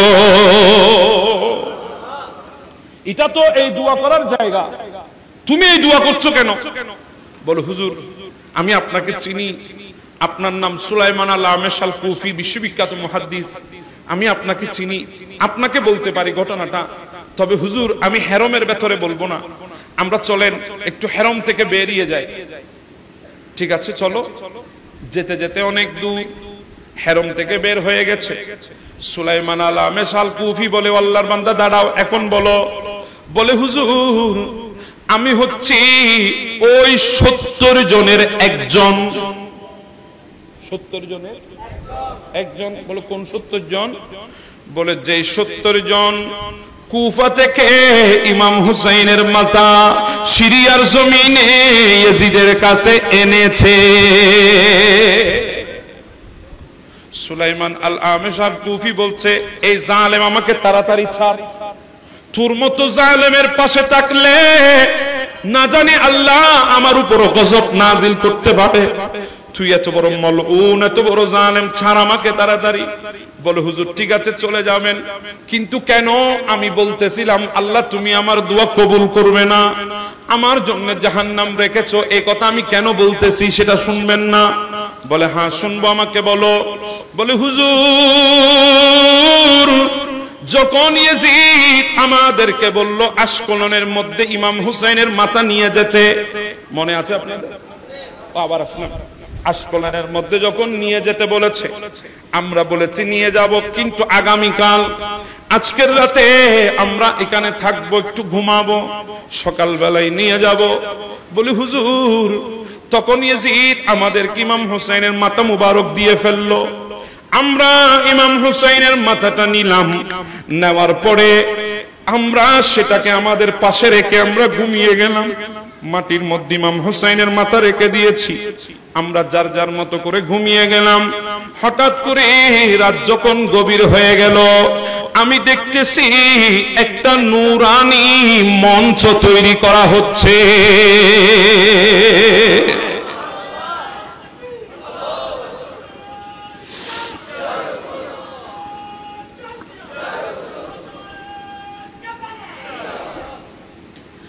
আমি দেখতেছি একটা নূরানি মঞ্চ তৈরি করা হচ্ছে। আমার চিন্তা হলো, কিরে আমি কোন স্বপ্নে দেখছি না বাস্তবে দেখছি? চারিদিকে তাকিয়ে দেখতেছি না, আমি তো বাস্তবে দেখতেছি। কিন্তু আমার সাথে যে 69 জন আছে সবাই ঘুমন্ত অবস্থায়। আমি তাদেরকে ডাকার জন্য চেষ্টা করলাম, দেখি আমার হাত কাজ করতেছে না। আমি পা নাড়তে চাইলাম, পাও নাড়তে পারছি না। আমি জুবান দিয়ে তাদেরকে ডাকতে চাইলাম, শব্দ বের করতে পারছি না। শুধু চোখ দিয়ে দেখে আছি, আর কিছু করা আমার পক্ষে সম্ভব হচ্ছে না। হুজুর সুলাইমান আল কুফি, আমি দেখতেছি নূরানি একটা মঞ্চ বানানো হলো, সেখানে সোনালী একটা জান্নাত থেকে থালি আনা হলো, জান্নাতে একটা কাপড় বিছানো হলো, সেটার উপরে ইমাম হুসাইনের মাথা মুবারক রাখা হয়েছে।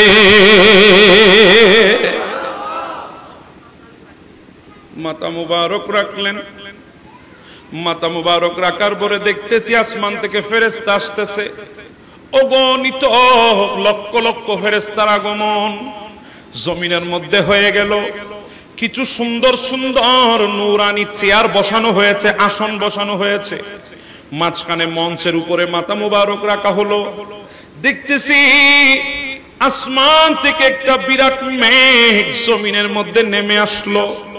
ওই মেঘের ভেতর থেকে একজন লম্বা মানুষ ওই মেঘের ভেতর থেকে বের হলো। উনি ইমাম হুসাইনের মাথাটা বুকের সাথে লাগিয়ে চোখের পানি ছেড়ে দিয়ে ডাক দিচ্ছে, হুসাইন, আমি দুনিয়ার জমিন থেকে আসি নাই, আমি কোন মাজার থেকে আসি নাই, আমি আসমান থেকেও আসি নাই, আমি আল্লাহর জান্নাত থেকে এসেছি। হুসাইন, তোমাকে সালাম দেওয়ার জন্য এসেছি। হুসাইন, তোমার রক্তের বিনিময়ে দ্বীনকে তুমি কায়েম করেছো, আল্লাহর দ্বীনের ঝান্ডাকে তুমি পুনর্জীবন দিয়েছো। তোমাকে সালাম দেওয়ার জন্য আমি আদমকে আল্লাহ জমিনে পাঠিয়ে দিয়েছে। আল্লাহু আকবার বলুন, আল্লাহু আকবার। বলে আমি আদম আলাইহিস সালাম, আমি এসেছি তোমার শুকর আদায় করার জন্য। তুমি কিভাবে আল্লাহর দ্বীনকে জমিনে কায়েম করেছো তোমার শুকরিয়া জানানোর জন্য এসেছি। আমি আবুল বশর আদম সফিউল্লাহ। এইভাবে কাঁদতে কাঁদতে অনেকক্ষণ কাঁদার পরে মাথা মুবারককে আবার আপন জায়গায় রেখে দিলেন। সুন্দর নুরানি যেই চেয়ার গুলো আছে ওগুলার একটার মধ্যে গিয়ে উনি বসে গেলেন। দেখতেছি কিছুক্ষণ পরে আরেকটা মেঘ জমিনের দিকে আসলো। ওখান থেকে আরেকজন সুন্দর মানুষ বের হয়েছে। উনি এসে উনি ইমাম হুসাইনের মাথাটা বুকের সাথে ধরলেন। ধরে উনি বেশি কান্নাকাটি করতেছে, ডাক দিচ্ছে, হুসাইন, আমি কে জানো? আমি তোমার বংশের পিতা, আমি তোমার বংশের পূর্বপুরুষ, আমি হচ্ছি ইব্রাহিম খলিলুল্লাহ। হুসাইন, তুমি কিভাবে আল্লাহর ওয়াহদানিয়তের ঝান্ডা উর্দিন করে দিয়েছো? হুসাইন, তোমার রক্তের বদৌলতে আল্লাহর দ্বীন কিভাবে কায়েম হয়েছে, এই জন্য আমি জান্নাত থেকে এসেছি তোমার শুকর আদায় করার জন্য। এইভাবে তিনি অনেকক্ষণ কান্নাকাটি করলেন। ইমাম হুসাইনের মাথাটা আপন জায়গায় রেখে দিলেন। তিনিও নুরানি চেয়ারের একটা চেয়ারের মধ্যে গিয়ে বসে গেলেন। আবার কিছুক্ষণ পরে দেখতেছি আরেকটা মেঘ আসলো। ওই মেঘ থেকে আরেকজন সুন্দর নুরানি চেহারাওয়াল একজন বের হলো। উনি ইমাম হুসাইনের মাথাটা বুকের সাথে নিয়ে বেশি কাঁদতেছেন। কাঁদতে কাঁদতে বলে, হুসাইন, হুসাইন, আমার কুরবানির বদলা আল্লাহ তোমার থেকে নিয়েছে। হুসাইন, আমি তো মিনার জমিনে 10 জিলহজ আল্লাহর সন্তুষ্টির জন্য কুরবানি হওয়ার জন্য প্রস্তুত ছিলাম। আমি ইসমাঈল আলাইহিস সালাম, আল্লাহ তোমার কুরবানির বদৌলতে আমাকে বাঁচিয়েছে।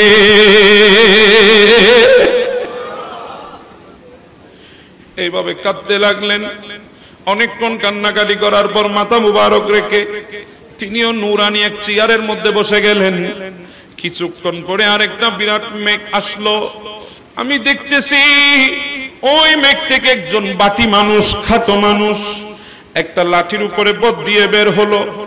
এসে হুসাইনের মাথাটা বুকের সাথে ধরলেন। বলে, হুসাইন, আমি কে তুমি চেনো? আমি জান্নাত থেকে এসেছি। হুসাইন, 10ই মুহররম আমি যখন ফুরাত নদীর তীরে আমার সঙ্গীদেরকে নিয়ে নীল দরিয়ার কিনারে যখন অপেক্ষা করছিলাম, পেছন দিক থেকে যখন ফেরাউন নামে মলউন আমাকে তাড়া করেছিল, আমি সেদিন তোমাদের উসিলা দিয়ে আল্লাহর দরবারে দোয়া করেছিলাম, আমার আল্লাহ আমার জন্য নীল দরিয়ার মাঝখানে ব্রিজ বানিয়ে দিয়েছে। আমি সে মুসা কালিমুল্লাহ।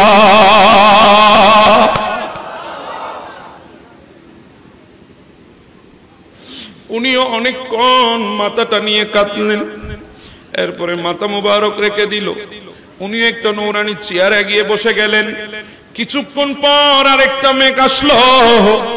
দেখতেছি ওই মেঘ থেকে একজন 34 বছর বয়সের যুবক বের হয়েছে।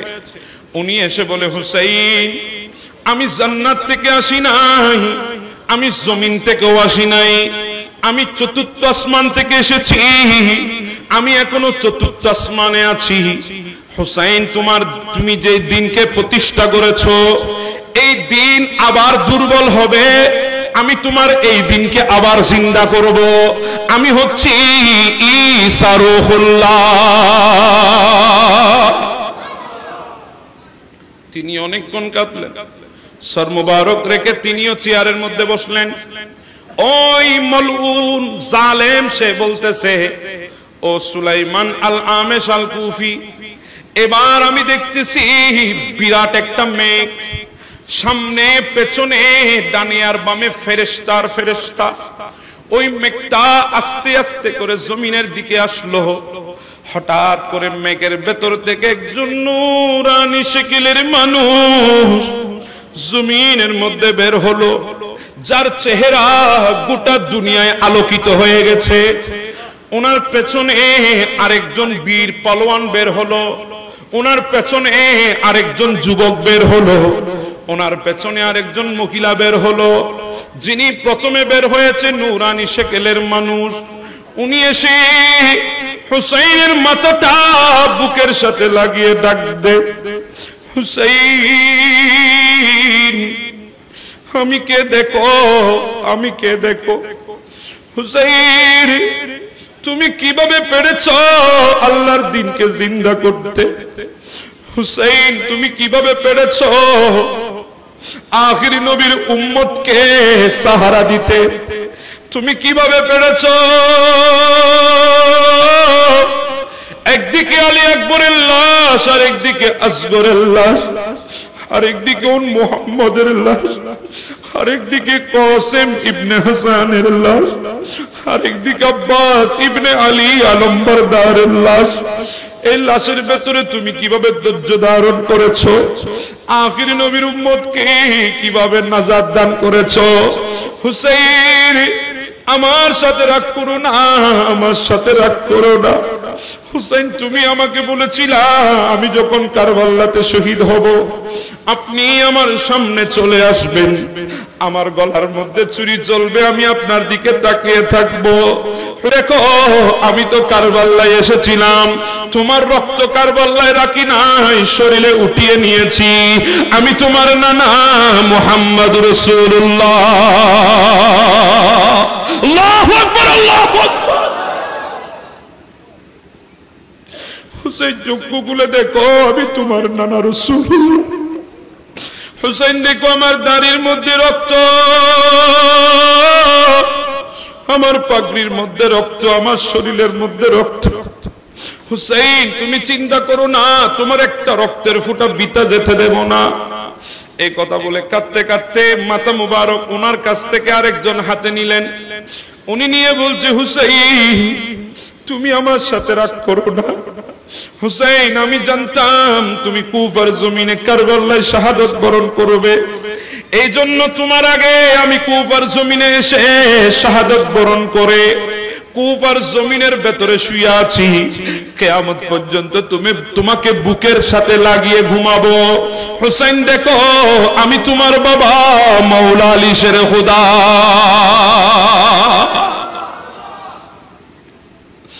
এরপরে ওই মুখের হাত থেকে ইমাম হুসাইনের মাথাটা বুকের সাথে লাগিয়ে নিলেন।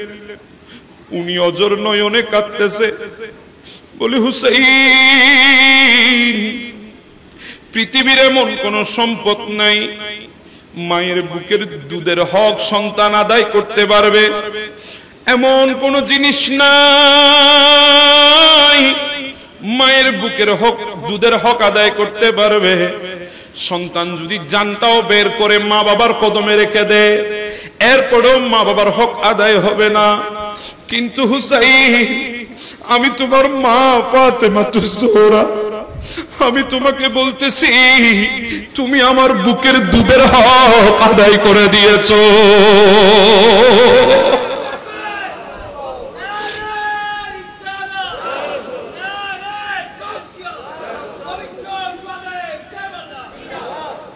তুমি আমার বুকের দুধের হক আদায় করে দিয়েছো। হুসাইন তুমি আমার বাবা জানের উম্মতদেরকে সাহারা দিয়েছো।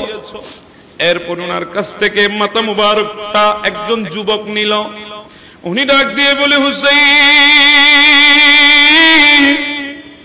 আমার দিকে চোখ খুলে তাকাও, দেখো আমি কে। আমি তোমার ভাই ইমাম হাসান। হুসাইন আমি কোনদিন তোমাকে ছাড়া একটা রাত ঘুমাই নাই। হুসাইন আমি কোনদিন তোমাকে ছাড়া একটা সেকেন্ড ছিলাম না। হুসাইন আমি তোমার বড় ভাই ইমাম হাসান এসেছি। হুসাইন তুমি আমার দিকে চোখ খুলে দেখো। হুসাইন আমি আমার সন্তান কাসেমকে তোমার কদমে কুরবান করে দিয়েছি। হুসাইন তোমার চোখ খুলে দাও, আমি তোমাকে সালাম দিচ্ছি, তুমি সালামের উত্তর দাও। এভাবে যখন সবাই কাঁদতেছে ওই জালেম বলতেছে, হঠাৎ করে ইমাম হাসান রাসূলুল্লাহকে বললেন, ওগো আল্লাহর নবী আর কত সহ্য করবেন? আপনার নাতি হুসাইনকে তারা এভাবে কষ্ট দিয়েছে, আপনি এখনো চুপ করে থাকবেন?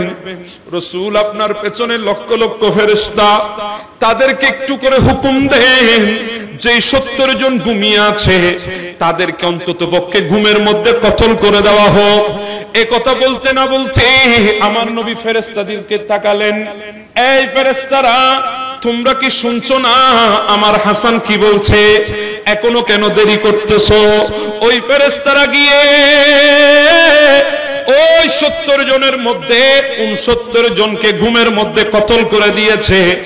ও সুলাইমান আল আমেশ আল কুফি যখন আমার দিকে আসতেছে, আমি হঠাৎ করে আমার হাত পা নাড়াতে পারছি, আমি দৌড় দিয়ে আল্লাহর নবীর কদমের মধ্যে চলে আসলাম, আল্লাহর নবীর কদম ধরে ফেললাম।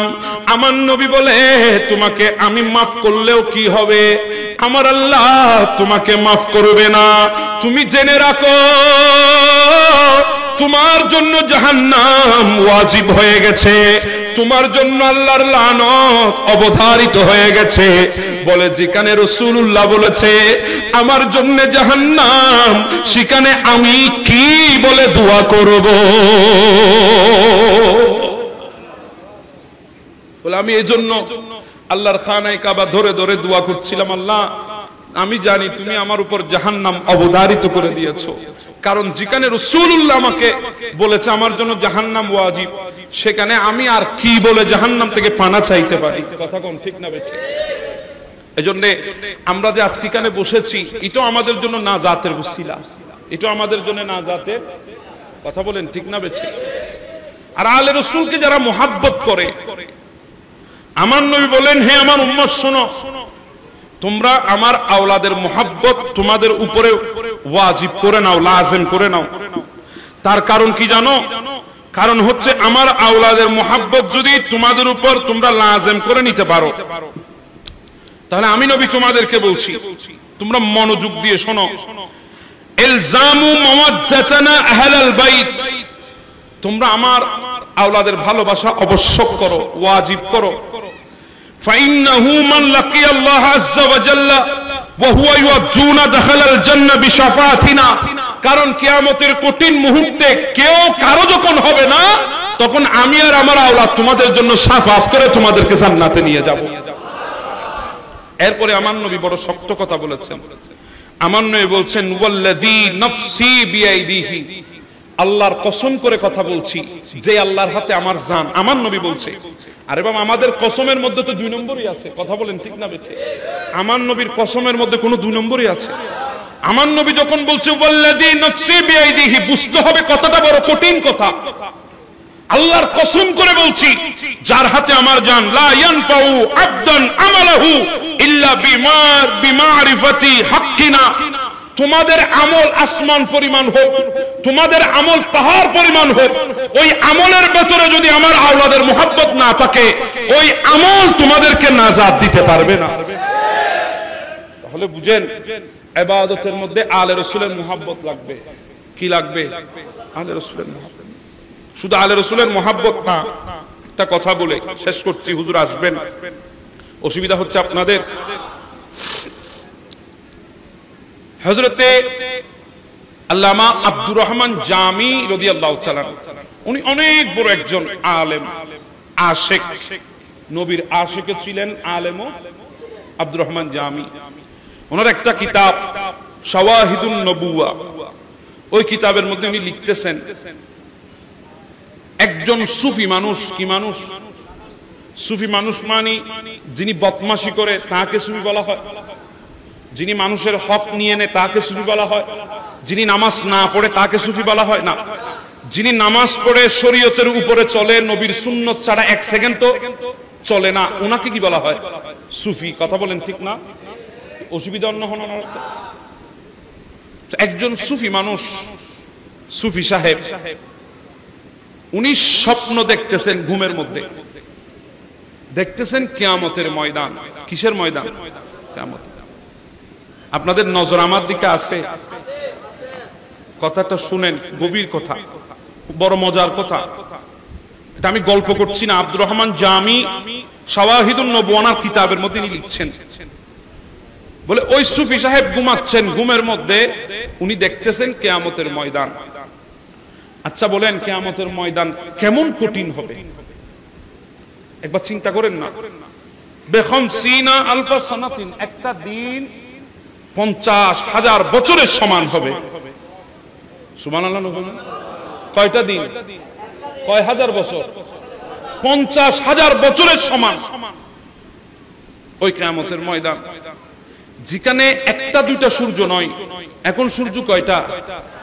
তাও আমাদের খুব নিকটে, এমন নাকি? পৃথিবী থেকে লক্ষ মাইল দূরে সূর্য, ওখান থেকে তাপ দিচ্ছে, আমরা জমিনে তাপ সহ্য করতে পারছি না। পাচ্ছি না, পাচ্ছি না। গরমে অতিষ্ঠ হয়ে যাচ্ছি। কিছুদিন আগে তো মরে যাওয়ার উপক্রম হয়েছে। কথা কোন ঠিক না ঠিক? সালাতুল ইস্তিসকার নামাজ পড়ে পড়ে আল্লাহর দরবার থেকে দয়া চাওয়া হয়েছে। কথা বলেন ঠিক না? এখন আমার দাদা আছেন, আমার মুরব্বীরা আছেন, ইনাদের বয়সে এমন গরম আর কোনোদিন দেখা যায়নি। কথা বলেন ঠিক না? এমন গরম পড়েছে। তো লক্ষ মাইল দূর থেকে সূর্য তাপ দিচ্ছে, ওখান থেকে যদি আমরা তাপ সহ্য করতে না পারি, কিয়ামতের ময়দানের ভয়াবহতা আমার নয়। বলে এক মুঠোম হাতের উপরে একটা সূর্যের ভেতরে আল্লাহ 12টি সূর্যের শক্তি দান করবে। কয়টি সূর্য? একটা সূর্যের ভেতরে 12টি সূর্যের তাকত, শক্তি দান করা হবে এক মুঠোম হাতের উপরে, মানে এইটুকু হাতের উপর, মাথার উপর থেকে আমাদেরকে তাপ দেবে। এবার বলেন আমাদের অবস্থা কি হবে? কোনদিন চুলার উপরে গরম পানি সিদ্ধ হতে দেখেছেন? সিদ্ধ যখন হয় পানিগুলা টকবক টকবক করে না? আমার নয় বলে কিয়ামতের ময়দানে তোমাদের মাথার মগজগুলা টকবক টকবক করে ফুটবে। নাক দিয়ে গলে গলে মগজ বের হবে, কান দিয়ে গলে গলে মগজ বের হবে। আরে বাবা, আমাদের হাসিয়ত কি? মায়েশা সিদ্দিকা বলছেন, ইয়া রাসূলুল্লাহ, কিয়ামতের ভয়াবহতা কি? আমার নয় বলে আমি দেখতেছি যখন আমার আল্লাহ বলবে জাহান্নামকে আমার সামনে আনা হোক, জাহান্নামকে আনবে 70,000 শিকল দিয়ে জাহান্নামকে বাঁধা হবে। কয় হাজার শিকল? 70,000 শিকল দিয়ে বাঁধা হবে। এক শিকলে 70,000 ফেরেশতা। সুবহানাল্লাহ বলবেন না? এক শিকলে কত? 70,000। তো 70,000 শিকলে 4,90,00,000 ফেরেশতা। সুবহানাল্লাহ বলবেন না? কয় কোটি? 4,90,00,000 ফেরেশতা জাহান্নামকে টেনে ধরবে। এরপরও জাহান্নামকে ধরে রাখা যাবে না, জাহান্নাম দৌড় দিয়ে কিয়ামতের ময়দানের দিকে আসবে।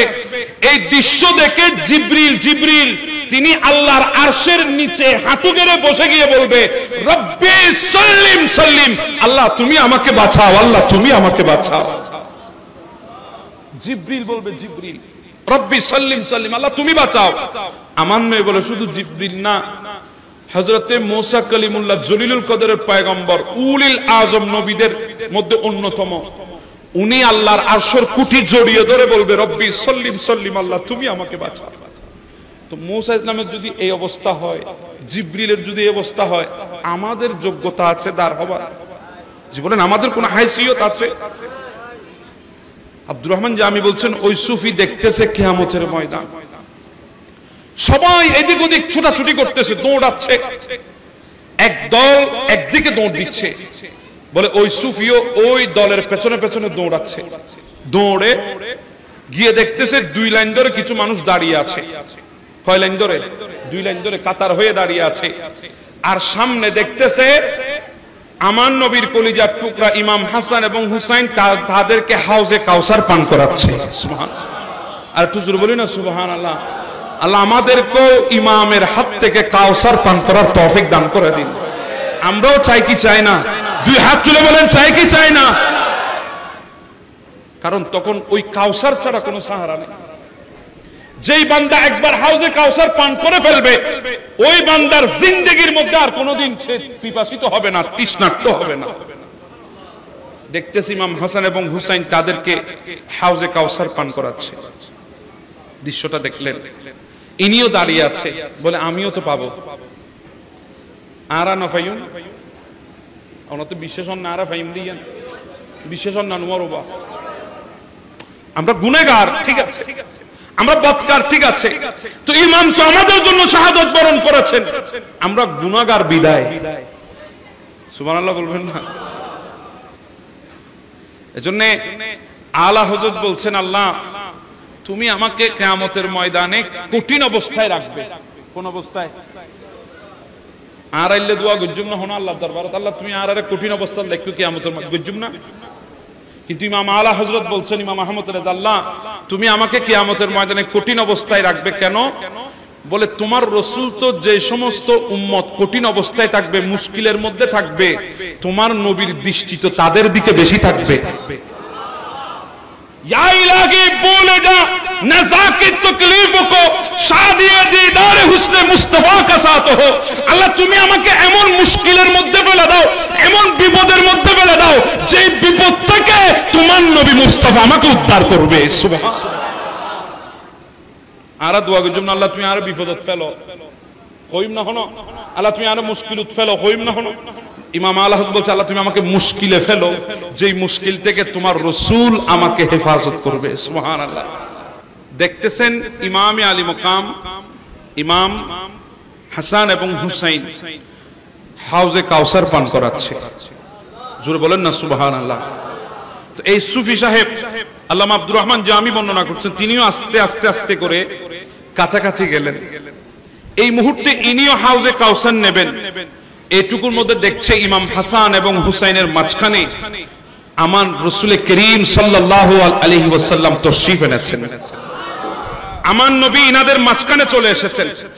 আমার নবী ডাক দিচ্ছেন, এই হাসান, এই হুসাইন, তোমরা কাকে পানি দিচ্ছ?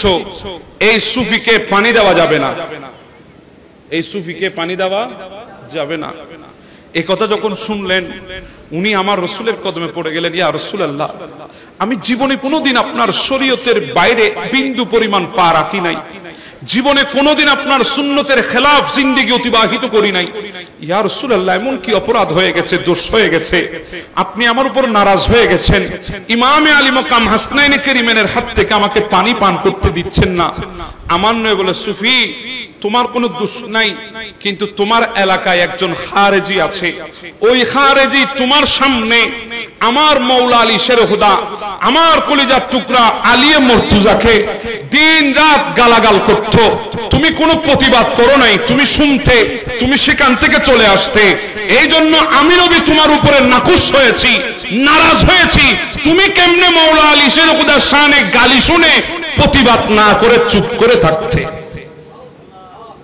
এজন্য আমি তোমার উপর রাগ করেছি, তোমার উপরে নারাজ হয়েছি। তুমি আমার শরীয়তের উপরে চলেছো, ঠিক আছে, আমার সুন্নতের উপরে চলেছো, ঠিক আছে, কিন্তু আমার আলীকে গালি দিচ্ছে, তুমি কোনো প্রতিবাদ। এজন্য আমি তোমার উপরে নারাজ। বলি, ইয়া রাসূলুল্লাহ, এখন কি করলে আপনি আমার উপরে সন্তুষ্ট হবেন? এখন কোন কাজটা করলে আপনি আমাকে হাসনাইনে কারিমেনের হাত থেকে হাউজে কাউসার পান করার সুযোগ দেবেন? আমার নয় বললেন, এই সুফি, নাও এই তলোয়ারটা নাও। সুবহানাল্লাহ, এই তলোয়ারটা নাও, এটা আমি তোমাকে দিলাম, যাও তুমি গিয়ে ওই হারেজিকে কতল করে এসো, ওই হারেজিকে কতল করে এসো। ইন হড় দেখে দিয়া গুমুত ঘুমে দেখতেছে, উনি এক দৌড় দিয়ে কিয়ামতের ময়দান থেকে উনার ওই হারেজির ঘরের সামনে চলে আসলো, এসে তার নাম ধরে ডাক দিল। সে ঘরের দরজা যখন খুলেছে, সুফি রাসূলের দেওয়া সেই তলোয়ারটা দিয়ে এমন ভাবে আঘাত করলো, মুহূর্তে তার বডি থেকে, শরীর থেকে, ধর থেকে তার সর আলাদা হয়ে জমিনে পড়ে গেছে। সুফি তলোয়ারটা নিয়ে চলে আসলেন আবার কিয়ামতের ময়দান। দেখতেছে আমার নবী অপেক্ষা করে বসে আছে। আমার নবীকে বলছি, ইয়া রাসূলুল্লাহ, আপনি যেমন বলেছেন তেমন করেছি, ওই খারেজিকে কতল করে দিয়েছি, যে মাওলা আলী শের হুদার শানে বেয়াদবি করত। বলে, করেছো? বলে, হ্যাঁ ইয়া রাসূলুল্লাহ, দেখেন এখনো রক্ত লেগে আছে তলোয়ারের মধ্যে। আমার নবী বলেন, দাও এবার তলোয়ারটা আমাকে দিয়ে দাও। আমার নবী এবার বললেন, হাসনাইনে কারিমাইন, তোমরা তোমাদের হাত দিয়ে এই সুফিকে এবার হাউজে কাউসার পান করাও। এই টুকুর মধ্যে ওই সুফির ঘুম ছুটে গেছে। ঘুম যখন ভেঙে গেল, সে বলে, হায় আল্লাহ, আমি কি দেখলাম, আমি এটা কি দেখেছি? আমার নবী আমার উপর এই খারেজির প্রতিবাদ না করার জন্য আমার উপর অসন্তুষ্ট হয়ে গেছে। তিনি বিচলিত হলেন, তিনি ভয় পেয়ে গেলেন, আফসোস করছেন, ঘুম আর আসতেছে না। উযু কালাম করে তিনি মসজিদে চলে গেলেন, ইবাদতের মধ্যে রত হয়ে গেলেন। ফজরের নামাজ পড়ে যখন মসজিদ থেকে বের হচ্ছে, দেখতেছে মানুষজন জড়ো হয়েছে ময়দানের মধ্যে। সুফি আস্তে আস্তে করে আসলেন, এসে বলে, কিরে তোমরা এত সাত সকালে একত্রিত কেন হয়েছো? বলে, সুফি সাহেব, আপনি কি জানেন না, গতকাল রাতে ওই বান্দা, যেই বান্দা মাওলা আলী শের হুদাকে গালি দিত, ওই বান্দাকে কে জানি কতল করে দিয়েছে, কে জানি কতল করে দিয়েছে। সুফি মনে মনে চিন্তা করতেছে, কিরে আমি তো এগুলো স্বপ্নে করেছি, এটা বাস্তব কিভাবে হলো? তখন তিনি বুঝে গেলেন যে আমার নবীকে যেহেতু তিনি স্বপ্নে দেখেছেন, এটা স্বপ্ন নয়, এটা বাস্তবেই দেখেছেন। জোরে বলেন না, ঠিক না ঠিক? বলে, তলোয়ার তো দুনিয়ার কোন ব্যক্তি আমাকে দেয় নাই, তলোয়ার দিয়েছেন খুদ রাসূলুল্লাহ। এই জন্য আমি যে তলোয়ার চালিয়েছি এটা সত্যি ছিল। উনি ঘরে চলে আসলেন, কাউকে কিছু বলতেছে না। কিছুক্ষণ পরে লস্কর বাহিনী আসলো, হুকুমতের পক্ষ থেকে সৈন্যবাহিনী আসলো, পুলিশ আসলো, এসে তাদেরকে ওখানে ওই খারেজির ঘরের মধ্যে তারা সেখানে তল্লাশি করেছে, বিভিন্ন কিছু তালাশ করার চেষ্টা করেছে, কোনো কিছু পাওয়া যায় কিনা। না পাওয়ার পরে কিছু যুবকদেরকে সন্দেহজনক গ্রেফতার করে নিয়ে গেছে। তখন সুফি মনে মনে চিন্তা করলো, কিরে এরা তো নির্দোষ, এরা তো খুন করে নাই, কতল করে নাই, কতল তো আমি করেছি, তো এদেরকে কেন নিয়ে গেল? আমি যদি এখনো চুপ করে বসে থাকি, না জানি আমার রসুল আবার আমার উপর অসন্তুষ্ট হয়ে যাবে। তিনি আস্তে আস্তে করে গেলেন ওই লস্কর বাহিনীর প্রধান পুলিশের অফিসারের কাছে। বলে, পুলিশের অফিসার সাহেব, আপনি এদেরকে কেন নিয়ে এসেছেন? বলে, এদেরকে আমরা সন্দেহজনক ভাবে তুলে এনেছি, জিজ্ঞাসাবাদ করব, রিমান্ডে দেব, তাদেরকে মারবো, ধরবো, তারা এরপরে উচিত কথা স্বীকার করবে। বলে, কখনো তারা স্বীকার করতে পারবে না, কারণ তারা তো খুন করে নাই, তারা তো কতল করে নাই। বলে, কে করেছে? বলে, ওসি সাহেব, আমি কতল করেছি। বলে, আপনি করেছেন? বলে, হ্যাঁ। কিভাবে? বলে, আমি কালকে ঘুমিয়েছিলাম, এরপরে সমস্ত ঘটনা যখন ওসি সাহেবের সামনে বলল, তখন ওসি সাহেব বলে, এটা তো রাসূল করিম সাল্লাল্লাহু আলাইহি ওয়াসাল্লাম আপনাকে নির্দেশ দিয়েছে, আপনি তো রাসূলুল্লাহর নির্দেশ মোতাবেক কাজ করেছেন, এখানে আমি তো আপনার বিচার করতে পারবো না, অতএব আপনিও চলে যান, যাদেরকে ধরে এনেছি তাদেরকেও নিয়ে যান। বলছিলাম, আজকে আমাদের দেশে এমন কিছু বাতিল আছে যারা আসহাবে রাসূলুল্লাহর শানে বেয়াদবি করছে, আছে না নাই? যারা নিসবতে রাসূলুল্লাহর সাথে বেয়াদবি করছে, যারা আওলাদে রাসূলুল্লাহর সাথে বেয়াদবি করছে। তো আমাদের মধ্যে অনেক সুন্নি আছে যারা মিডা চুপ করে বসে থাকে, কিছু বলে না। বলে, ওরাও তো নামাজ পড়ে, ওরাও তো রোজা রাখে, ওরাও তো হজ করে, ওরাও তো কুরআন পড়ে, ওরাও তো আল্লাহর ওয়াহদানিয়তকে স্বীকার করে, তো আমরা কেন তাদের সাথে ঝগড়া করব, বিবাদ করব? আরে বাবা, ঝগড়া বিবাদ নয়, তাদেরকে প্রতিবাদ করতে হবে, তাদের বিরুদ্ধে বলতে হবে, তাদেরকে চিহ্নিত করে দিতে হবে, না হলে কাল কিয়ামতের ময়দানে আমাদেরকেও রাসূলের সামনে অপরাধীর কাঠগড়ায় দাঁড়াতে হবে। কথা বলেন ঠিক না বেঠিক? দরকার আছে না নাই? আল্লাহ পাক আমাদেরকে সোচ্চার হওয়ার তৌফিক দান করুন। আজকের এই মাহফিল খারিজিদের বিরুদ্ধে, কথা বলেন ঠিক না বেঠিক? আজকের এই মাহফিল রাফেজিদের বিরুদ্ধে, কথা বলেন ঠিক কিনা? যারা অতিরঞ্জিত করে আওলাদে রাসূলের মুহাব্বতকে দাবি করে, তারা আসহাবে রাসূলুল্লাহর শানে বেয়াদবি করছে, তাদের বিরুদ্ধে আমাদের আজকের এই মাহফিল। আবার যারা আসহাবে রাসূলুল্লাহর ভালোবাসার দাবিদার হয়ে আমার রাসূলের আওলাদদের সাথে বেয়াদবি করে খারিজি, তাদের বিরুদ্ধে আজকের এই মাহফিল। কথা বলেন ঠিক না বেঠিক? এই 10 দিন আমরা রাসূলুল্লাহর সেই নিসবতগুলোকে সম্মান জানিয়ে, রাসূলুল্লাহর নিসবতগুলোকে মুহাব্বত করে আমরা হকের পক্ষে কথা বলে বাতিলকে ছিনিয়ে দিয়েছি। এই 10 দিনই হলো আমাদের জন্য প্রতিবাদ সমাবেশ। কথা বলেন ঠিক না বেঠিক? আল্লাহ পাক কিয়ামত পর্যন্ত আমাদেরকে এভাবে রাসূলের নিসবতগুলোকে আদব করার তৌফিক দান করে দিক।